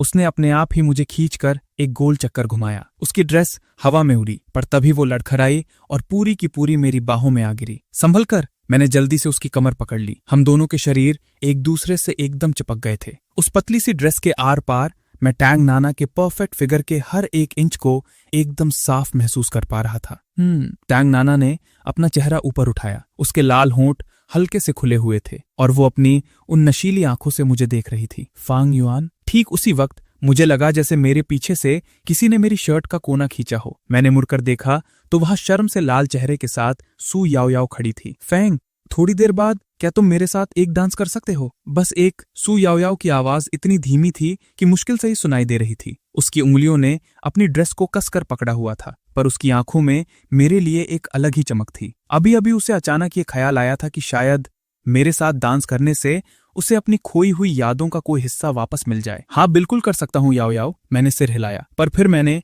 फिक्र के साथ मेरे कंधे पर सिर टिकाकर मदहोश हो रही टैंग नाना को देखा। पर पहले मुझे नाना को रेस्ट करने के लिए छोड़ना होगा। फांग युआन, ओ इधर आ! ही लिंगलिंग अचानक से सीढ़ी को चीरती हुई आई और उसने झटके से मेरा हाथ पकड़ लिया। लिंगलिंग, क्या हुआ? मेरे पापा आ गए हैं। तू एक बार फिर से मेरा बॉयफ्रेंड बनने का नाटक कर। बस थोड़ी देर की एक्टिंग है, पहले उन्हें बेवकूफ बनाकर यहाँ से भेजते हैं। मैं अभी बात कर ही रहा था कि मेरी बाहों में लटकी हुई टैंग नाना ने अचानक अपना हाथ मेरी शर्ट के अंदर घुसेड़ दिया। एप्स! टैंग नाना नशे में धुत होकर मेरे एप्स को सहला रही थी। उसकी उंगलियां मेरी कसी हुई मसल्स पर गोल गोल घूम रही थी। मेरी तो सांस ही अटक गई। मैंने जल्दी से उसके उस बेलगाम हाथ को पकड़ लिया। नाना, मैंने अपनी आवाज धीमी रखी। मेरे कान शर्म से एकदम लाल हो चुके थे। ही लिंगलिंग ने अपनी भौएं उठाई। ओहो, गाड़ी तो बहुत तेज चल रही है तुम्हारी। वैसा कुछ नहीं है जैसा तुम सोच रही हो। मैंने हड़बड़ाते हुए सफाई दी। एक तरफ मुझे टैंग नाना के शरारती हाथों को रोकना पड़ रहा था और दूसरी तरफ ही लिंगलिंग की उन मजे लेने वाली नजरों को झेलना पड़ रहा था। वो नशे में है, वो तो मुझे भी दिख रहा है। ही लिंगलिंग ने एक कमीनी स्माइल दी और मेरे करीब आ गई। उसने अपनी उंगली से टैंग नाना की ठुड्डी को ऊपर उठाया। अरे वाह, तो हमारी ये आइस ब्यूटी नाना नशे में इतनी क्यूट लगती है। अचानक टंग नाना ने चटाक से उसका हाथ झटक दिया और फिर वो किसी छोटे जानवर की तरह जो अपना खाना बचाता है मेरी बाजू से चिपक गई। ये मेरा है। हाँ बाबा, तेरा ही है, तेरा ही है। मैं तो बस थोड़ी देर के लिए उधार ले रही हूं। लिंगलिंग हंसते हुए बोली और फिर उसने मेरी तरफ देखा। जल्दी कर, मेरे पापा बस पहुंचने ही वाले हैं। मैंने उसकी नजरों का पीछा किया और सच में चिंगशन गुस्से में पैर पटकता हुआ डांस फ्लोर के बीच से आ रहा था। उसका चेहरा गुस्से से खौफनाक लग रहा था। साला, ये सब क्या रायता फैल गया है? मेरे माथे से ठंडा पसीना छूटने लगा। मेरी बाहों में नशे में धुत तंग नाना थी। मेरे बगल में लिंगलिंग खड़ी थी जो मुझसे अपना बॉयफ्रेंड बनने की एक्टिंग करवा रही थी। थोड़ी देर बाद मुझे सू याओ के साथ भी डांस करना था और मेडिकल रूम में बाई टियन तियन भी मेरा इंतजार कर रही थी। तू साले इधर आ! चिंगशन लंबे लंबे कदम भरते हुए मेरे पास आ गया। नियॉन लाइट्स के नीचे उसकी वो फूल पत्ती वाली शर्ट और भी अजीब लग रही थी और उसके चेहरे का गुस्सा तो जैसे आग उगल रहा था। गुड इवनिंग ही अंकल, मैंने किसी तरह हिम्मत करके बोला। मुझे ऐसा लग रहा था जैसे ही चिंगशान की नजरें किसी चाकू की तरह मेरे और तंग नाना के आर पार हो रही थी। गुड इवनिंग की माँ की आंख! चिंगशन ने झटके से मेरा कॉलर पकड़ लिया। तू तो बड़ा उस्ताद निकला साले। एक तरफ मेरी बेटी को लाइन मार रहा है और दूसरी तरफ दूसरी लड़की को बाहों में भर रखा है। ही अंकल, आपको गलतफहमी हुई है, ये बस नशे में है, मैंने थूक निगलते हुए कहा। मुझे महसूस हुआ कि मेरी बाहों में तंग नाना और भी ज्यादा मेरे अंदर घुसने की कोशिश कर रही है और उसकी सांसों में अभी भी वो लेमन ड्रिंक की महक थी। नशे में? चिंगशान ने एक ठंडी हंसी हंसी और तंग नाना के सिर की तरफ इशारा किया जो मेरी गर्दन में घुसकर रगड़ खा रहा था। ये जिस तरह से रगड़ रही है, यहां से तो अभी चिंगारियां निकल आएंगी। मैंने मदद के लिए लिंगलिंग की तरफ देखा। पापा, आप ऐसा मत करो ना। लिंगलिंग ने आखिरकार अपना मुंह खोला, पर उसके चेहरे से साफ लग रहा था कि वो इस तमाशे के पूरे मजे ले रही है। फेंग युआन बस अपनी एक नशे में धुत दोस्त को संभाल रहा है। चिंगशान ने शक भरी नजरों से मेरा कॉलर छोड़ दिया और हम तीनों को घूरने लगा। लिंगलिंग, ये लड़का तेरा बॉयफ्रेंड है भी या नहीं? अरे बिल्कुल है पापा। लिंगलिंग ने तुरंत मेरा खाली वाला हाथ पकड़ लिया और प्यार से मेरे कंधे पर सिर टिका लिया। लेकिन नाना सच में नशे में है ना, तो हम उसे ऐसे लावारिस थोड़ी छोड़ सकते हैं। तंग नाना को शायद इस शोर शराबे से डिस्टर्बेंस हुई। उसने अपनी भौहें सिकोड़ी, अपना सिर उठाया और नशे में डूबी आंखों से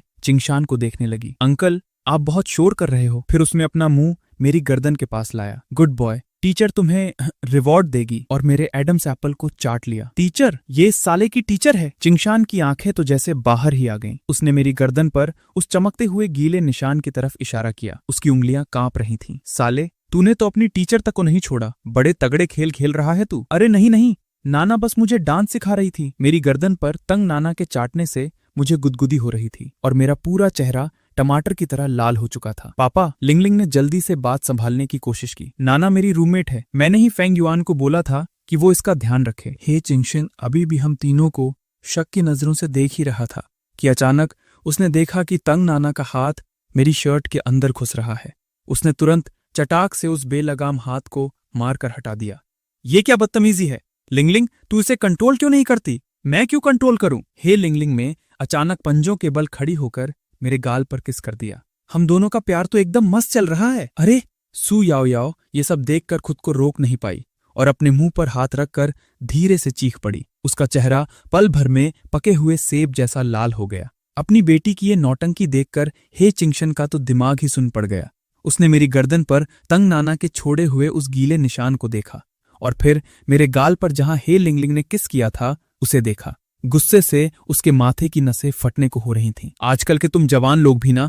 उसने गहरी सांस ली और अचानक से सू याओ याओ की तरफ मुड़ा। बेटा तुम ही बताओ, क्या तुम्हें इन सबका ये रिश्ता नॉर्मल लगता है? अचानक से खुद से सवाल पूछे जाने पर सू याओ याओ किसी डरे हुए खरगोश की तरह पीछे से कुड़ गई। उसकी उंगलियों ने अपनी ड्रेस को मरोड़ दिया और वो हकलाने लगी। मुझे लगता है उसने चोरी चुपके मुझे देखा, जो मैं दो कॉलेज ब्यूटीज के बीच में फंसा हुआ था, और उसके कान शर्म से लाल हो गए। फेंग बहुत अच्छे इंसान हैं। अच्छे इंसान? हे चिंगशन ने गुस्से से अपनी जांग पर हाथ मारा। इसे तुम अच्छा इंसान बोलती हो? ये साला तो पक्का एक नंबर का सी किंग है। और फिर वो गुस्से में पैर पटकता हुआ मुड़ा और सीधा वहां से चला गया। मैं कसम से ऐसा नहीं हूं। साला, मुझे तो अब सच में रोना आ रहा था। उधर बाहर मैदान में जैसे ही वो कांटेदार मेज जमीन पर गिरा, गोल्ड स्पिरिट किंग से अब और खड़ा नहीं रहा गया। वो धराम से जमीन पर गिर पड़ा। उसके ठीक सामने जी से लिंग भी उसकी ही तरह जमीन पर पड़ा था और उसका सिर पूरी तरह से खून से लथपथ था। मैं जीत गया साले, मैं जीत गया। कमीने, आना, उठना साले और मार मुझे। गोल्ड स्पिरिट किंग ने अपनी बची खुची ताकत लगाकर रेंगते हुए जी से लिंग के बाल पकड़े और उस पर जोर से दहाड़ा। जी से लिंग पूरी तरह से बेहोश हो चुका था, पर उसके होठों पर अभी भी एक सुकून भरी मुस्कान थी। उसे गोल्ड स्पिरिट किंग की गालियों का कोई असर नहीं हो रहा था। उन दोनों ने छत से लेकर नीचे मैदान तक मारकाट मचा रेफरेंस्ड थी। पहले एक दूसरे पर निंजुत्सु फेंके, फिर ताइजुत्सु पर उतर आए और आखिर में एकदम जानवरों की तरह गुत्थम गुत्था होकर लड़ते हुए दोनों ने एक दूसरे की हालत खराब कर दी थी। गोल्ड स्पिरिट किंग के मुंह से लगातार खून निकल रहा था, पर वो फिर भी बिना ताकत के गालियां बक रहा था। कमीना, साला पागल, साइको कहीं का। उसने बड़ी मुश्किल से करवट ली और आसमान की तरफ मुंह करके लेट गया। तारों से भरे उस आसमान को देखकर उसे अचानक लगा कि यहां जो भी बकचोदी हुई है वो सब कितनी बकवास और फालतू थी। मैं यहां साला आखिर करने क्या आया था? गोल्ड स्पिरिट किंग अपने आप में बड़बड़ाया और उसकी आंखों के सामने अंधेरा छाने लगा। न जाने कितना वक्त बीता, पर धुंधली सी नजर से उसे अपने सामने एक साया खड़ा नजर आया। वो और कोई नहीं, अर्थ स्पिरिट किंग था, जिसके चेहरे पर एक बहुत ही नीच और कमीनी स्माइल थी। क्यों बे गोल्ड बुड्ढे, पहचाना मुझे या नहीं? गोल्ड स्पिरिट किंग का चेहरा खून से सना हुआ था। उसके अंदर इस गद्दार के मुंह लगने की हिम्मत ही नहीं थी। अर्थ स्पिरिट किंग, साले दफा हो जा यहां से। उसके अंदर की सारी ताकत खत्म हो चुकी थी और वो अब कोई बवाल नहीं चाहता था। जरा अपनी शक्ल तो देख, लोगों ने कूट कूट कर तेरा कैसा भुर्ता बना दिया है, और साला अभी भी तेरा घमंड कम नहीं हो रहा। अर्थ स्पिरिट किंग ऊपर से उसे घूरते हुए ऐसे हंसा कि किसी का भी मन उसे कूटने का कर जाए। तू यहां से दफा होगा या नहीं? अर्थ स्पिरिट किंग की वो कमीनी हंसी और भी चौड़ी हो गई। उसने अपने चेहरे से पसीना पोंछते हुए कहा, ओए बुड्ढे, तुझे पता भी है मैं यहां आज क्या करने आया हूं? मैं तुझे आखिरी बार बोल रहा हूं, तू दफा होगा या नहीं? अर्थ स्पिरिट किंग नीचे झुका और उसने गोल्ड स्पिरिट किंग के सूजे हुए गाल थपथपाए। अरे मेरे प्यारे बुढ़े, आखिर वो दिन आ ही गया ना, जब तूने मेरी किल्स चुराई थी और मेरी पगार मारी थी। तब तूने सोचा था कि तेरा ये अंजाम होगा। मैं तुझे बता दूं, तेरा ये बाप अब लॉन्ग फैमिली के यंग मास्टर के लिए काम करता है। रोज फुल अय्याशी कर रहा हूं।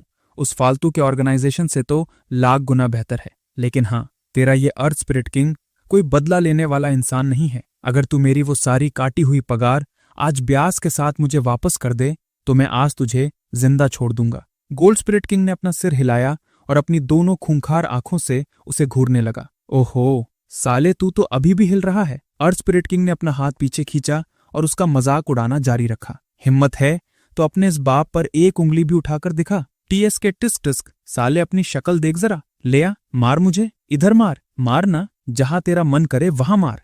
अर्थ स्पिरिट किंग, साले तू अभी भी मेरे सामने आकर अपनी ये बकचोदी पेल रहा है। तेरी हिम्मत की तो दाद देनी पड़ेगी। अर्थ स्पिरिट किंग जोर जोर से हंसने लगा और अपने चेहरे की तरफ इशारा किया। अबे साले, सिर्फ बातें मत चोद, हाथ चलाना। अपने बाप पर एक उंगली भी उठाकर तो दिखा, तेरी माँ की। गोल्ड स्पिरिट किंग अचानक से उठ खड़ा हुआ और उसने अर्थ स्पिरिट किंग के मुंह पर ऐसा जोरदार मुक्का जड़ा कि वो सीधा जमीन पर जा गिरा। अरे बाप रे! अर्थ स्पिरिट किंग बस गालियां देने ही वाला था कि उसने देखा कि गोल्ड स्पिरिट किंग लड़खड़ाते हुए अपने पैरों पर खड़ा हो चुका था। खून से सना हुआ उसका चेहरा ऐसा लग रहा था जैसे साक्षात नरक से कोई खूंखार राक्षस निकल आया हो। गोल्ड स्पिरिट किंग ने तुरंत अपनी आंखों से जमीन पर कुछ ढूंढा और एक ही झटके में जी से लिंक का वो बड़ा सा माचेते उठा लिया और फिर चांद की रोशनी में एक बार फिर से दो साए पागलों की तरह भागते हुए नजर आए। साले अर्थ स्पिरिट किंग, तू वहीं रुक जा। साले कमीने, एक नंबर के कमीने। गोल्ड स्पिरिट किंग वो माचेटे हवा में उठाए लड़खड़ाते हुए अर्थ स्पिरिट किंग के पीछे भाग रहा था। वो पूरी तरह खून से लथपथ था, पर उसके गुस्से ने उसे उसके अंदर की आखिरी ताकत तक निचोड़ कर दे दी थी। इस वक्त उसके दिमाग में बस एक ही चीज चल रही थी, कैसे भी करके इस साले अर्थ स्पिरिट किंग को जान से मारना है। अर्थ स्पिरिट किंग बुरी तरह हाँफ रहा था, लेकिन वो एक सेकंड के लिए भी रुकने की हिम्मत नहीं कर सकता था। अगर वो जरा सा भी स्लो होता तो पक्का उसके टुकड़े टुकड़े हो जाते। तेरी माँ की आंख, साले वही रुक, आज मैं तुझे जिंदा नहीं छोड़ूंगा। गोल्ड स्पिरिट किंग शेर की तरह दहाड़ा और उसने वो मशेटे सीधा अर्थ स्पिरिट किंग की पीठ पर दे मारा। अर्थ स्पिरिट किंग दर्द से चीखता हुआ आगे की तरफ मुंह के बल गिरा। कमीने, साले कमीने! गोल्ड स्पिरिट किंग बस ऐसे ही उसे गालियां बकता हुआ भाग रहा था और उसे काट रहा था। मेरा पीछा मत कर, आज हर कोई मेरे ही पीछे हाथ धोकर क्यों पड़ा है? दुनिया में शायद ही कोई ऐसा इंसान होगा जो अर्थ स्पिरिट किंग की तरह अपनी पीठ पर दसियों चाकू खाने के बाद भी इतनी तेज स्पीड में भाग सके। सच में उसकी इस मार खाने की क्षमता की तो दाद देनी पड़ेगी। अगर उसकी जगह कोई और होता तो भले ही वो गिरता नहीं, पर इतना खून बहता देखकर ही डर के मारे मर जाता। और उससे भी ज्यादा दाद देनी पड़ेगी गोल्ड स्पिरिट किंग की। उसकी जगह कोई और होता तो किसके पास इतना स्टैमिना और सब्र होता कि वो कई किलोमीटर तक भागकर एक ऐसे गधे का पीछा करे जो पहले ही डर के मारे पैंट गीली कर चुका हो। एक भाग रहा था और दूसरा उसका पीछा कर रहा था, और वो दोनों इसी तरह रात के अंधेरे में गायब हो गए। उधर मेडिकल रूम में बाई तियन तियन अपने तकिए के सहारे लेटी हुई दूर से आ रही म्यूजिक की आवाज सुन रही थी। उसकी उंगलियां अनजाने में ही बेडशीट को मरोड़ रही थीं। फैंग यूयू बेड के किनारे बैठी अपने पैर हवा में हिला रही थी और बीच बीच में चोरी चुपके बाई तियन तियन के चेहरे को देख रही थी। तियन तियन दीदी, आप ठीक तो हो ना? फैंग यूयू ने उसे एक ग्लास गुनगुना पानी दिया। बाई तियन तियन ने पानी का ग्लास लिया और किसी तरह अपने चेहरे पर एक फीकी सी स्माइल लाई। मैं ठीक हूं, बस मुझे डांस पार्टी की थोड़ी चिंता हो रही है। आप टेंशन मत लो। फैंग यूयू ने अपनी आंखें झपकाईं।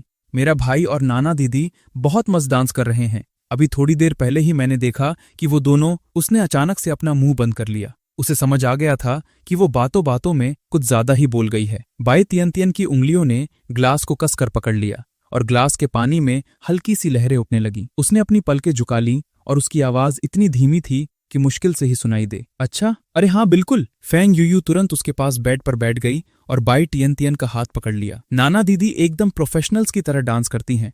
उन्होंने तो मेरे भाई को ऐसे गोल गोल घुमाया कि वो साला कुत्ते की तरह मुंह के बल गिरने ही वाला था। बाई तियन तियन उसकी बात सुनकर फुफ्त करके हंस पड़ी, लेकिन अगले ही पल उसकी वो स्माइल गायब हो गई। उसने अपना सिर झुकाकर अपने सूजे हुए टखने को देखा। उस पर बहुत ही सफाई से पट्टी बंधी हुई थी, जिसे अभी थोड़ी देर पहले फैंग युआन ने अपने हाथों से बांधा था। तियन तियन दीदी, फैंग यूयू अचानक से उसके करीब आई और एक सस्पेंस बनाते हुए अपनी आवाज एकदम धीमी कर ली। सच बताऊं तो मेरा भाई आपकी बहुत बहुत ज्यादा फिक्र कर रहा था।